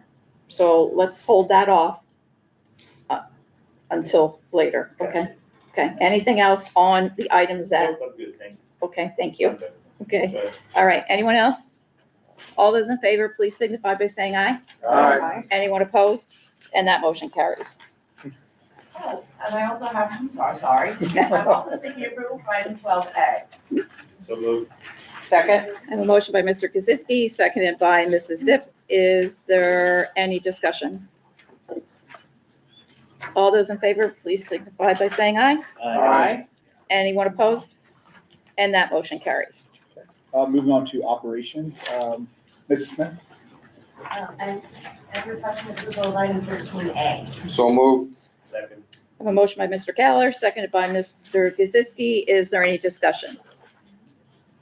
All those in favor, please signify by saying aye. Aye. Anyone opposed? And that motion carries. It was great hearing from the building principals and administrators about some of the great things happening in the district. So thank you for providing us that information. Keep it up. Is there stuff like making comments about the bill report now, or do you want to wait for the end? No, no. Okay, I just wanted to, I know I brought this up last time. About the tutoring, I saw that PBI, you extended your tutoring to May 8th. And here, Dr. Zeller, did you think you were able to extend it to that? That's great. PBI, I kind of, what's your state progress monitoring? What is that? Is that testing you were doing or? Yes, that's the STAR and iReady progress monitoring. Okay, so that was the day or so that you did that just to see how the kids. Yeah, so we do the benchmarks 3 times a year, but then we, to get new data on students, we'll continue to make adjustments for differentiated instruction. The teachers will progress monitor in between those big diagnostic tests to get more information on how the students are growing and then make adjustments to their instruction. Okay, thank you. And I also saw your band concert, which I heard was really great. It just triggered something I heard the one time when we saw the presentation from the high school. They talked about all the instruments that we bought for the high school. Do we do the same thing for PDI or let's go that you like? Have they had instruments bought like in the last couple of years or so? Or is that pretty I bought them instruments. Yeah. this year? Oh, that's cool. No, I'm just curious. It was I think it was last year, right, running through. Yep. No, I just remember seeing with the high school and they talked about, oh, thank you for buying. We spent almost $100,000. Yeah. Significant. Middle school, you had dance in February and March. Or about middle school? Yes. And did you have any issues with getting chaperones? I mean, I know we had that problem with the high school, but I was really impressed with you guys that everything went well and you didn't have any. That's great. That's great. Was mostly parents or staff or? Mix it all up. Great. And Mr. Iris, I'm definitely looking forward to that dance up. I'm sure, I think saw it was scheduled for the next board. For your camera. We're all coming. High school, 3 new staff members. I'm guessing that means now we have less people doing the online, that the parents were always. That's right. So, Yes, that definitely helped us out in the science department to A lot of happy shuffle some parents things now back that- around. That's good to hear. And your students versus staff basketball? No injuries was the biggest thing. In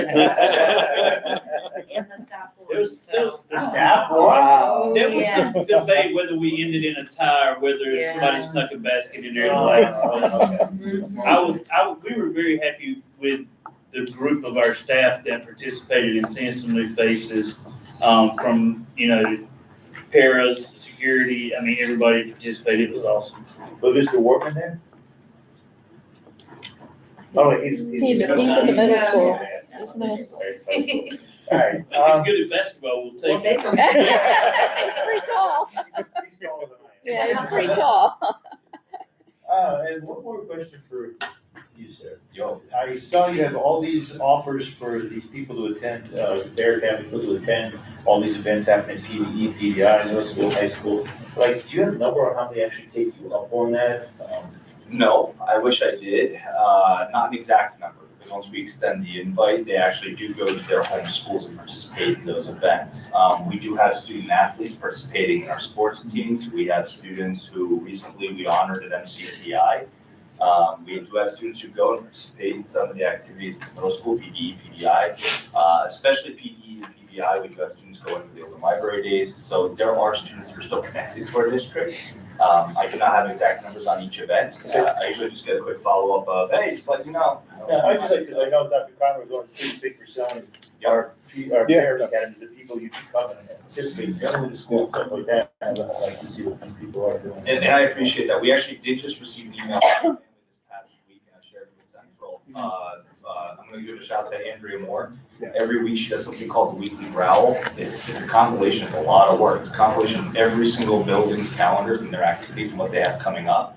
And every Friday she sends out to every single PVBA family member, so they know exactly what events are happening in their home buildings. And that's what gives them the ability to participate in dances and stuff like that. Additionally, all the scholarship information is in there. It's available for PDHS. So it's completely inclusive, including the awards that the students recently won. So the community is involved. Good. Well, thank you, Minister. That's great to hear. Parents and students. Well, thank you. Thank you. You're welcome. Well, Are we good? Yeah. Okay. All right, business management, Mrs. Smith. Then I requested approval of items 15B through 15F, items 15G through 15I are informational. So moved. Second. I have a motion by Mr. Walters, seconded by Mr. Clark. Is there any discussion? Yes, please. 15B, the cafeteria fund, like before, but it talked about the beginning balance was higher than the ending balance. Is that short month? Depends on when your value is. I bet you- Sometimes it comes right in at the end of the month, sometimes it'll come in the beginning of the following month. Okay, thank you. And then 15C, the contract, I heard Chuck's presentation on those three items that were being, and it was my understanding that it was a decrease in the amount of spending we have because of the program, but I missed it. I tried to- Which contract? I'm sorry. The one with the, Aruba? Aurora and Yeah. stuff like that. So generally speaking, the way it works is, the initial investment's a little bit higher than the Cisco devices, but because of the way they do their annual licensing structure, it does come out to be cheaper in the long run. And also the master library, what? Jason can speak. Sure. Yeah. So master library is going to be, currently, oh my gosh, I'm liking the program currently. School do. Thank you, school. See, I know. Thank you, Dr. Conrad, go ahead now. So the school dude is currently what we're using for like outside organizations to do calendar events and stuff like that, including athletics. They're all using School Dude to basically organize that. School Dude is changing over, they're shifting over to being Brightly. And what we did is basically looked at, is this the most efficient and best system for Pleasant Valley moving forward? I worked with Randy Smale, technology department, and also athletic department to seek other options. And in doing so, we found a more effective and more cost-effective solution for us moving forward, and that's what that is going to. So this is going to basically help when you have game changers or facility uses that it's easier for them to click it in. Like I with have to that, change it in one spot and that's it. Right. Read it over. but does it have an extra feature that when you have to make that change, to send out an email to the people that need to be, It's supposed to. because like I say, if you, like you said, like, Mr. Walters brought up about the youth program that they have to be kicked out because something with their varsity sports, is there an email that sends out to that organization saying, hey, guess what? We had a change in schedule, you guys can't come in because our sports team has to, so they're informed on that. And I believe if I'm correct, the homepage is a calendar of events currently going that day too. Yeah. So when people go, they don't have to put in their date and then it kicks back if it's available or not. They can literally see what. Prior. Prior. I'm just saying if they already put in for tomorrow night and. The rep did say it would generate a automatic email to say your event has been canceled. Yeah. As soon as it's put in by the person canceling. Great, I know that's what Mr. Walters was talking about that before, not being informed. Okay, thank you very much, appreciate it. Welcome, no problem. Anyone else? All those in favor, please signify by saying aye. Aye. Anyone opposed? And that motion carries. I'm also requesting approval of items 16B and 16D. So moved. Second? Motion by Mr. Walters and seconded by Mrs. Zip. Is there any discussion? Oh, last one. It's me, I'm back.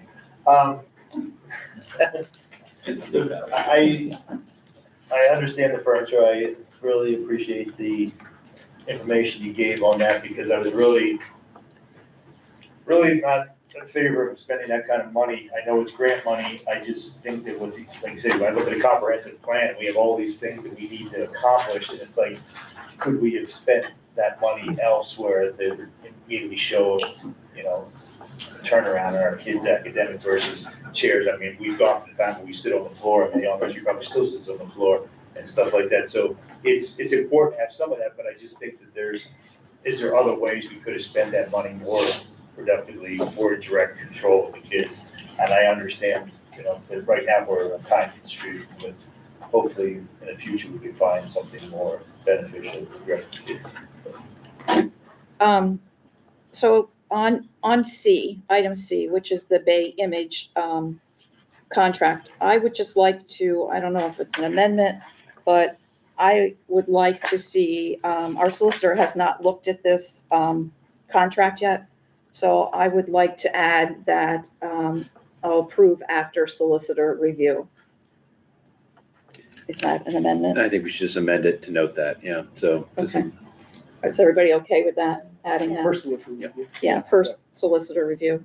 Okay. Okay. Thank you. And then on the furniture, I do have a couple of questions. I'm sorry. Warranty. Is there a warranty? John, I know they said that.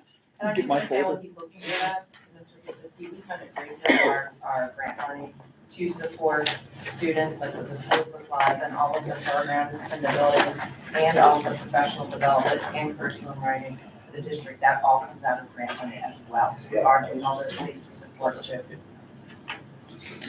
So the VS company, they have a 10-year limited warranty, and they basically share what a limited warranty is. The KI products here, they have anywhere from a lifetime on certain items that identify under seating, which would be what we have in there, like the Ruckus, My Place, the Cogni, but all the way down to 15, 12, 10, 5-year for the esports chair. So it really depends on the product, that Okay. item that is. But So it's, they do have a wider range. For example, fabric has a 3-year. I mean, that's similar. Probably actually better than some other And these are, companies. and they are the better quality Yes. products that we look at. That was It's like a gonna- car, when you say like, oh, you get. that's what my next one of my questions, I have a number of questions, but, so for me, is it a Cadillac model or is it a Chevy model? These are the two best. Okay. Two best quality. Quality, okay, so we're getting very high quality, okay. I need to understand, on the teacher one, where is it? There is that's the chair. There is 64 modesty panel. And they're $815.40 a piece. What is that? That's the front. So when So those podiums are adjustable, So it's a podium, it's not the desk, it's not on the desk. Podium, but it's adjustable, so you can go over Yeah. and like sit down with the kids and work with the group, but it's sort of, so you don't, What's that?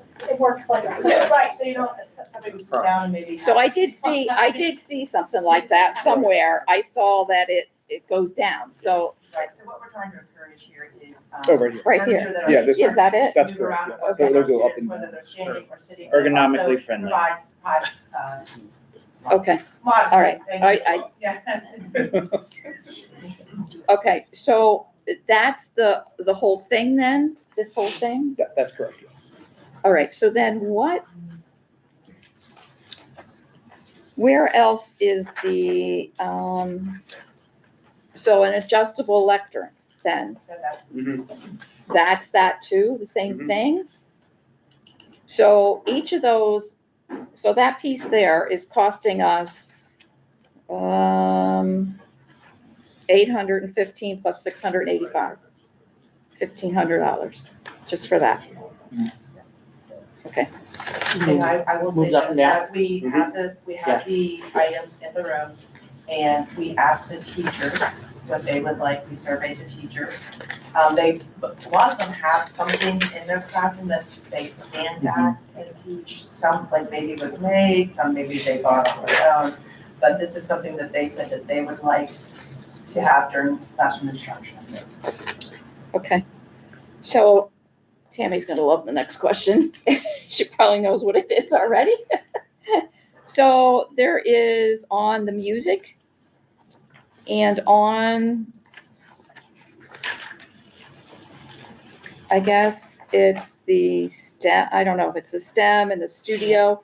There are freight charges on those items. I can tell you that I talked to Vicki about it and talked to Ron, they can't, they won't refund. We're spending this amount of money and for $2,900, they won't budge. And I can, probably 6 months ago, we probably could have gotten the budget, and it's not happening. Tariff? The tariff, yeah, that's what it is. Tariff is probably And good as if of I'm. Monday, we don't order tomorrow, it's just coming out. Yes, another yes, 20%. Say that again? If it's an increase on Monday, I believe it was 20. It was 220, Tariff. yeah, On the whole the whole thing, The whole thing, yeah, 200,000. which equate, But then 2%, you're right. So yeah, it's it wouldn't be 20,000. that, yeah, it wouldn't be that Yeah. much. Okay, I mean, okay. So for like $20,000 on Yeah. Monday. On Monday.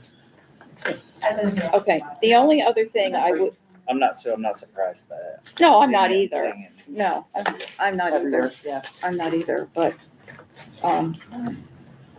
the only other thing if you could, I mean, I do know the answer to this question, but I think it's important for the public to hear this.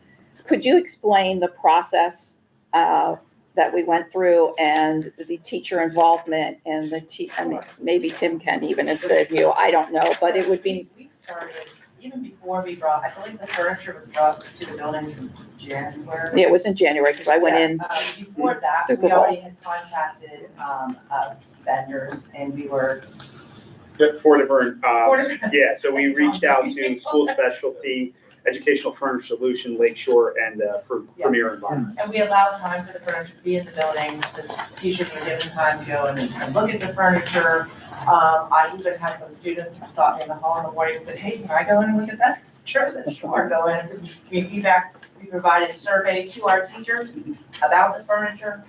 We took teachers to a showroom to see the types of furniture. I feel that we had a lot of teacher involvement, administrative involvement. We took several months to do this. We really wanted to provide something that would last for our students and sort of help us with where we want to go in our vision of getting kids more hands-on, working in small groups, collaborating. So it was an extensive process. Can I ask what the four companies that we vetted, are there, the grant specifies what companies you're able to purchase from, is that correct? No, I can purchase from anybody. Okay, I just didn't know the answer. But it depends, like if they, co-stars. Yeah, this Correct, company is for- also co-stars. Yes, and I do want to say, because I'll say, because it was brought up, we are looking at the furniture at the high school and the middle school right now. We've had the company come in that we're working with. They walk the building with us. They look at what furniture we have. They let us know which furniture would be good to be repurposed, which they think they could sell and get us money back. And if it's just totally not usable, they'll help us donate it or dispose of it. They've already done the high school. We're doing the same thing with the middle school on April 9th. So we will look at what we can repurpose throughout the district. I know we've already given some things to PBI, and what we could sell and then donate. So we are doing that as well. thank you. I just wanted to mention one other thing, and that has to do with the grant, and I know it doesn't have to do with furniture, but, we did just purchase the math program through the grant, and I know that we're also looking at the science and, not math, excuse me, I said that wrong. We did just purchase the reading program, this, with the money for 24-25, but we are looking at, doing a math program too with grant money. But again, we can't overload our teachers, with new programs all at the same time. So again, we are gonna continue to, I'm sorry. no, I'm done. I No, just- just want to we talked about we had problems getting money for tutoring that had to come out.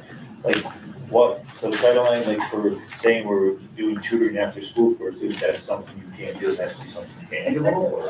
There are things that we can do, but it's very, each grant is very specific. We have the title grants, and then we have Ready to Learn. The title grants are federal grants.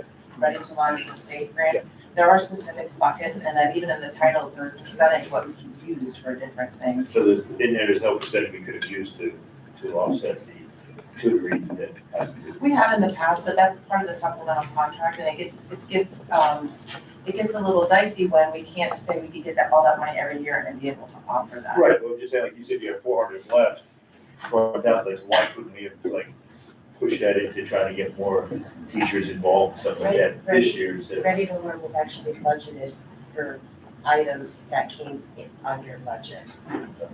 Because we have to budget that the year before, 25-26 is already budgeted. Yeah. So some of those items came in under, so the tutoring program already started back in October. Furniture So that was, that's why, yeah. Tim, could you just explain why you had to take some out of the capital fund? The teacher furniture is not allowed in the Ready to Learn grant. It has to be student-based. because it's a priority in our capital project, we can use capital reserve. So basically, you're swapping this, you originally spent it for the base of students out there, but because you got the money from what you said, that money, you saved for the students. No, all the money was in the capital reserve project. Right, for what I'm saying, furniture. it's less now you have to spend. 719,000 From the capital, less on correct, the that's capital right. reserve That's what I'm project. saying. And capital reserve money is taxpayer money. Yes. I have one more question, for 16B. It was brought up by one of the community members about the removal of the old furniture. The removal of the old furniture and where that kind of is distributed, is thrown out and everything like that. Would it be, as far as like the furniture being old, would it be irresponsible of us to do that? Or is there some type of salvage situation where we'd be able to donate some of the old furniture? That's what we're doing, that's what that company's coming in and telling us, They're gonna. That's the assessment Yes. aspect of it. right, because some of the stuff would be safe. we should- Yeah, of course. Yeah, yeah, but they're doing that for us. Get it ready for the bonfire next year. We are not allowed to just throw stuff out. Yeah. We are required to go through an auction process before we can throw that chair out. Okay. Or anything, because it is public money. I do remember us talking about that last year. So we are required to do an auction. If it does not sell an auction, we can donate it and then, or we can dispose of it. Thank you. Anyone else? One, So the total cost, I'm sorry. just one quick question. Are you close to figuring out what you're gonna do with the residual money, and when will we? Yes. Will we see that in April? Depends how it's purchased and what we're Well, purchasing. the reason I'm asking, because in the commitment part, do we have to take delivery on it, or do we just have to commit it? It has to be. It has to be here by paid June for. 30th. So that's by June 30th, Yes. we have to receive it. Receive it and it has to be paid. And based on your proposed plan moving forward, We'll be fine. does that all fit if we don't get it done in April? It will all be spent with that today. Thank Okay, anyone else? All right. All those in favor, please signify by saying aye. Aye. Anyone opposed? And that motion carries. Mr. Fitzgerald, anything under new business? There is no new business this evening. Okay, Pleasant Valley citizens, does anyone like to address the board? And if so, please come to the podium and state your name, township you reside in, and you have a 3-minute limit.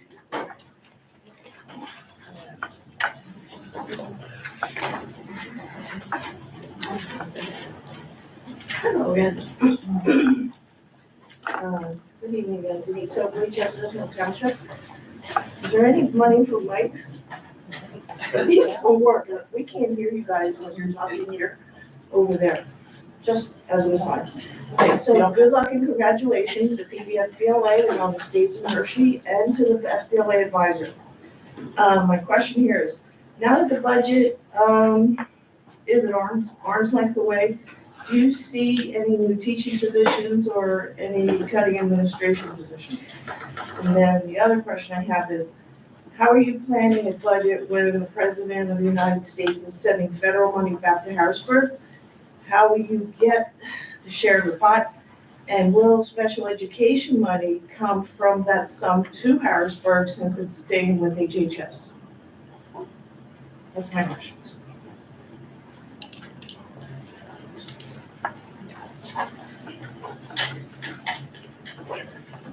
Good evening, Ron Rhodes, Chestnut Township.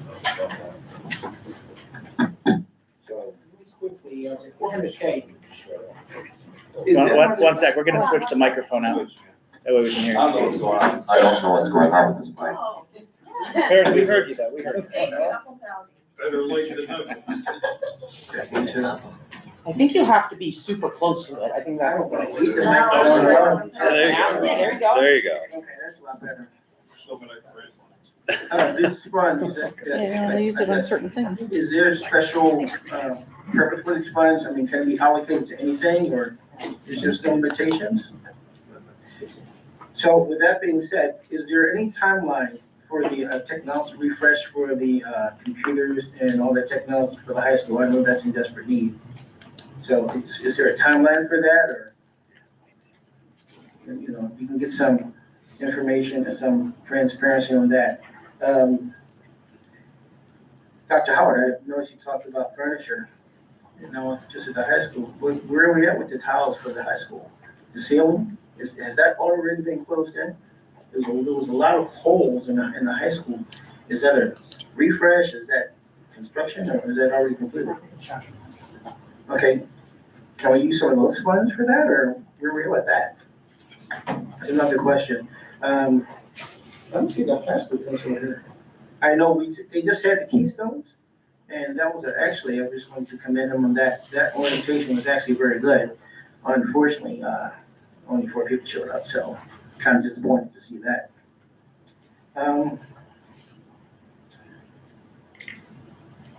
Citizen Advisory Board. So just a little, kind of like, I don't know, surprised by the decision of the panel on how they want to roll it out or make decisions on that. I heard Dr. Howard say it was extensive, you know, research and a lot of, you know, fully renting out for the furniture, you know. So with the school board, you know, Citizen Advisory Board, why is that not going to be like an election process within the community or something done by this board? Because I would think something that important would be, I mean, I filled out the form and I know there was something in there about qualifications. So what was the purpose of requesting qualifications if it was going to be left in the capable hands of Alexa or Siri? I'm trying to understand that. I mean, that doesn't seem to make sense to me. What was the purpose of having everyone fill it out, putting qualifications, and I don't know if that's being fully vetted, but now it's just going to be random. So I would think the community should have some way of weighing into that, or no? I don't know if that's something that you guys would entertain, but I would think that that should Okay, be. thank you, part Ron. of the process. 3 minutes.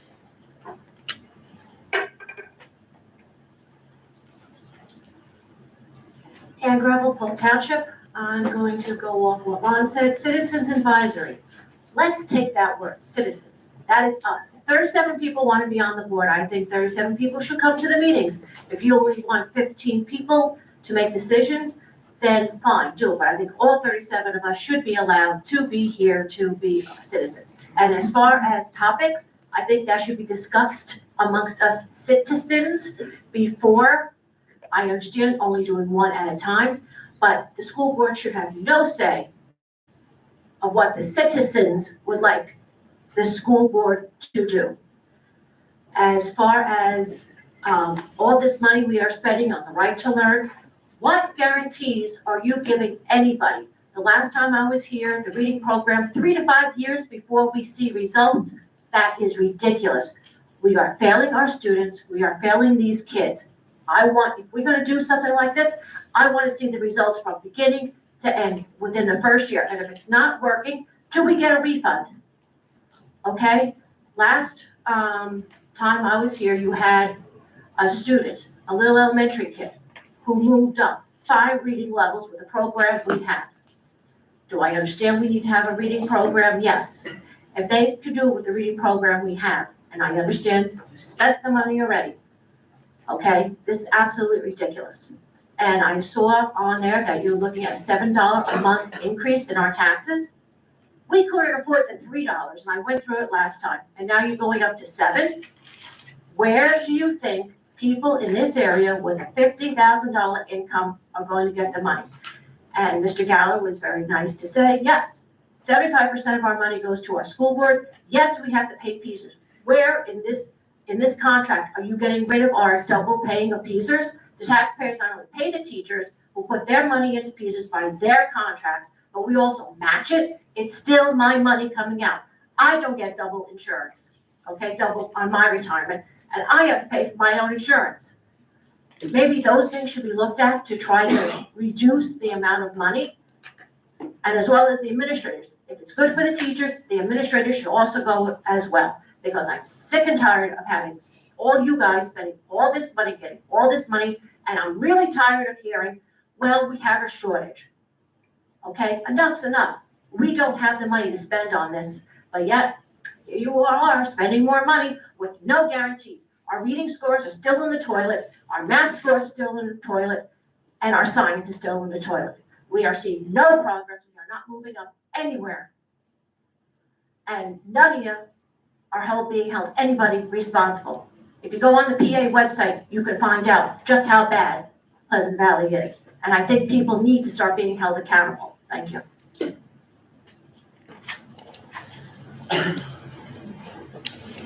Okay, seeing no one else come to the podium, Pleasant Valley's. Sorry, I apologize. After that, oh, I'm sorry.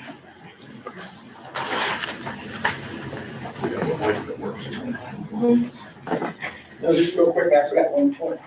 Do we know the, you mentioned the math is going to be refreshed? Do we know what that is, what program that is? Has to be selected? Okay, the reason I wanted to address that, because as before, and I know we spoke about this extensively with iReady, and I know I've been reading the iReady thing today, but there's a tremendous amount of learning loss with iReady, and that's not coming from me.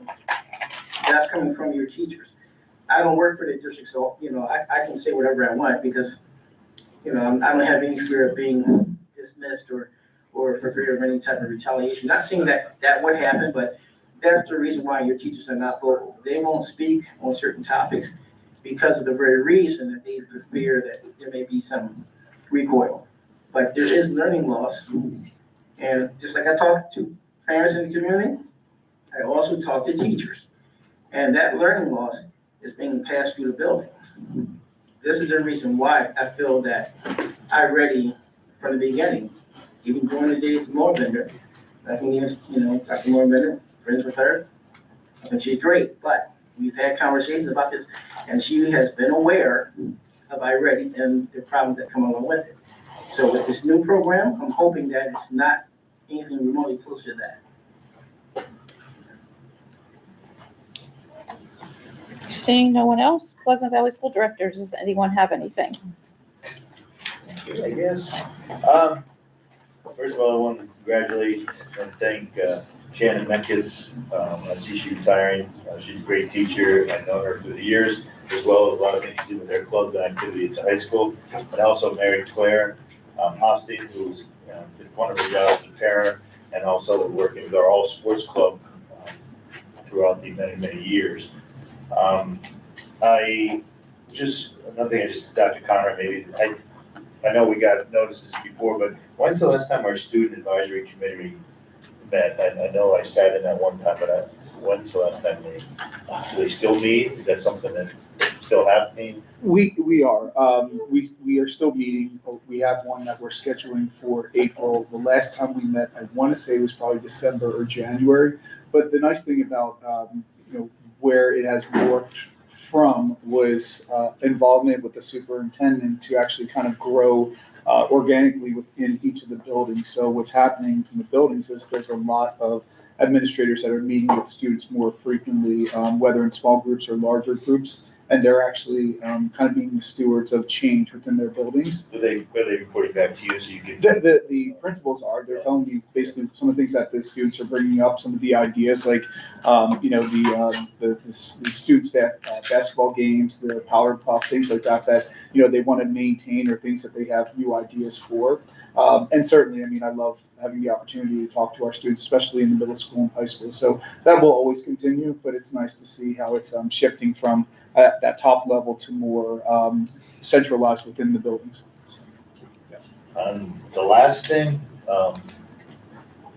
and I don't want to start this right now, this is risky, but as far as the advisory committee, we are doing the best we can as a board to try to figure out what is the most fair way to pick a committee, because as you said, you say, well, qualifications, well, I've seen mothers that are stay-at-home mothers that do a fantastic job with their kids. And you're telling me that just because they're not a business owner, they're not, part of this or that, they should be part of that committee. So it's kind of as hard to say just because you have all of this list of qualities, you got your MBA, you got your doctor, you got all this, that you're any more qualified of what the education of a student is than a mother or a father or something like that. So we, as a group, there's a lot of discussion that went on with it. I mean, I was one of the folks who pushed for this as well. It's pushed over the years, and the reason it hasn't come sooner is because people are making it look like we're the bad guys already. We didn't even get it started. I mean, we're gonna try to, are we gonna be successful? Probably not. But we're gonna try. And the last thing we need is people coming in there screaming and yelling at us because, yeah, I'm the chairperson. And most of you know me. I got big feet, I got big mouth, and I'm not afraid of anybody. All right? I want us to be a community. I want us to be all there. Everybody can come to these meetings. We didn't say anybody can. We're just saying there's 12 people that are carrying on the conversation so that it doesn't get out of control. And I'm hoping that I hope we fill the room and we have our 15 people sitting up here and we can talk about it and help the community come along. We're not trying to throw anything away. We're not trying to hide anything. And that's part of it that we pushed this far to come. And I'm happy that we're getting up. Just to be clear. No, this is board comment. This is board comment time. I'm sorry, I'm sorry, I'll let you, you're done. Yeah, I'm done, yeah. I think we're trying to do the best we can. I just want to add a couple things on that because I had the homework to research the advisory committee. I reached out to several school districts. The average size of the committee and recommended size is 12 to 15 people. Because beyond that, it's unmanageable. It is intended to be a diverse scope of individuals. I think asking, and we did say the last time in the meeting, we know that the policy isn't perfect, but if we wait for it to be perfect and what everybody wants, it will never happen. So we need to start, we need to learn, and we need to adjust. Not everybody can be on the committee. I think we just have to get started and we have to figure out what's gonna work for us and what's not. Other school districts that I've researched, some of them, they have just an ad hoc committee once a month. They talk about the problems, and then some of them have very specific, you are the safety committee, you are the education committee. So we're trying to get something started. We can't wait to be perfect or it will never happen. And I think you just have to kind of be patient and bear with us. I do think, we talked about the qualifications on the form, because I understand that point as well. We want it to be kind of an unbiased and random selection, but I do think it helps to understand the people that are willing to help. What can you offer so that if we get to a topic where we need insight, where you have a specialty, because we talked about having ad hoc members, I think that that's helpful information for us to have. So I want to put that out there. On the reading program, I feel like we talked about this too. We didn't have a program. We didn't replace a program. We didn't have a dedicated program. Now we do. I think learning doesn't have, you just don't see progress right away. And I think it's gonna take time. And that's it. That's all, sorry. That's fine. Relative to the subject of just general open forum for which there are no rules, I call that jungle.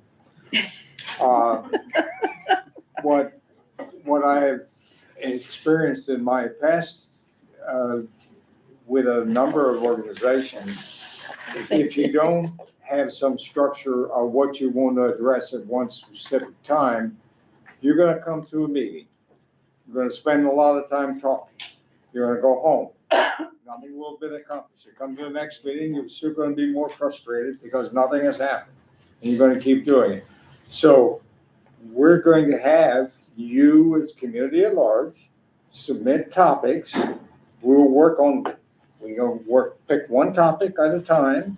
We'll work on that topic and we'll try to work that to a solution. We may have some going at incremental because some things take a period of time for which there's going to be feedback to revisit that topic again. So we're not planning to squash anything. We want progress as much as you want progress. And if we can address things that help the community at large, we're all winners. So we're trying to become winners, so be patient. Two things. Mr. Krasinski, did we find anything out about the turf? The company is either tomorrow or Monday. Okay. Mr. Smale reported to me today. Okay, very good. I want to thank whoever led the, or if it was building led, the reading on the 19th, the professional development. I guess we didn't have anybody come in, but they started as a team, got their team together at your building, and I know Sabrina was there. So I think we're off to a good start. So I really appreciate that. Just something, I know, when do we expect the materials? And I know I asked you this, Bernie, and I can't remember the answer. There's some updates that the company is doing currently. So the digital materials are projected to be completed with all of the revisions in May. Oh, okay. And so the Good. digital ones, like the teacher's manuals, et cetera, should be available for our June professional development at the end of the year. Actual printing and shipment is scheduled for mid-July, but I am trying to express to HMH that because we are not one of the school districts that they're dealing with that are just waiting for revision, that already have materials, that we're a new customer, that if there are materials that are printed early, like they're printing the modules in order, that they could ship them early. So they're trying to pass that up the chain. So they're keeping me posted with that. Okay, all right, thank you. Anyone else? Okay. Dr. Conrad. Sure. So just a couple of quick comments. The first one is in regards to the Citizens Advisory Committee. So as we've talked about, and I don't think anything has changed since then, that the Citizens Advisory Committee meetings would be open to the public. And, it was really exciting to see that there were about 36 individuals within the community that had expressed interest. And as I was even reviewing some of the feedback, again, there's just a wide array of individuals that I think would have excellent contributions towards the progress that, we're going to continue to see in Pleasant Valley. So, with that being said, I think the true test of PV commitment is whether or not those individuals who, expressed interest, who may not be randomly selected, are actually going to be at those meetings. Because whether or not you're actually speaking at those meetings, I believe there's still an opportunity for a public comment, which I think would be really beneficial. But, I feel that, maybe there's opportunities next year, maybe midway through the year, that we can shift the voice from different community members. So that's something, again, still to be determined. But it would be really nice to see those other individuals, or even individuals that didn't express an interest through the Google form, to come out and share their thoughts and listen to the dialogue and be part of the solutions for that. And I think the last thing I'll say is this. I have the opportunity and the privilege to, obviously work at Pleasant Valley and then work with incredibly talented individuals, and to get a chance to interact with our kids and interact with our parents. I want to make a couple quick statements because I am extremely proud of our students and the work that they're doing. Growth is not an end goal and a destination. It's something that happens continuously. And that being said, we have incredibly talented teachers that every single day, they're here tonight, on their own, just to be here to support the families and to the students. So, I think as we leave here tonight, we should think about how dedicated our staff are. Our administration team that's here sometimes till 11 o'clock at night and back at it the next morning. Our board that, many of them have jobs and they're committed to the great things that are happening. I'm proud to be a part of the Pleasant Valley family, and I see a lot of incredible progress being made. I know that we have a lot of goals and aspirations as a district to move us forward, and we're going to continue to do that. And we need you all to be part of it, and I don't think it should be a divide. I would say if you're a kid here or want to come over, there's seats right here. Come on over. We need to be in this together. There can't be this rift of the naysayers and then the progress makers. It actually has to be one body coming together and saying, listen, we know that we can always grow and improve. And individually, I feel like we should be reflecting on what actions or thoughts am I projecting that's actually contributing to the success of Pleasant Valley. It's very easy to tear down something. It's a lot harder to have the commitment to build something up. So let's build it up, okay? One last thing, I promise it'll be quick. So our March Administrative Employees of the Month was PVE Assistant Principal Sarah Adams. So congratulations to her, and our Administrative Assistant Holly Torres, who works right out here and does a fantastic job. And again, I'll just end with this. I'm just so grateful to work with such a great team of dedicated individuals, board members, administrators who are here. So I need to buy you some coffee tomorrow, but also our teachers too. You know, all of our staff. I mean, staff that I saw Mr. Hinton walking past at 6 o'clock. So I know they were doing some sporting events. I mean, people are constantly committed throughout the district. So, continue that great progress, and just remember that you're making a huge difference in all of our kids' lives. So thank you. Thank you. Could I have a motion to adjourn? Second. All in favor? Aye. Anyone opposed? We are adjourned. Have a nice evening. It's like,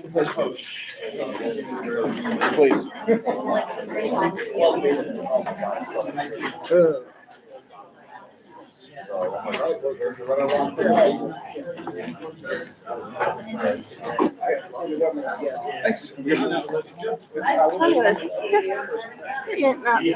Look here.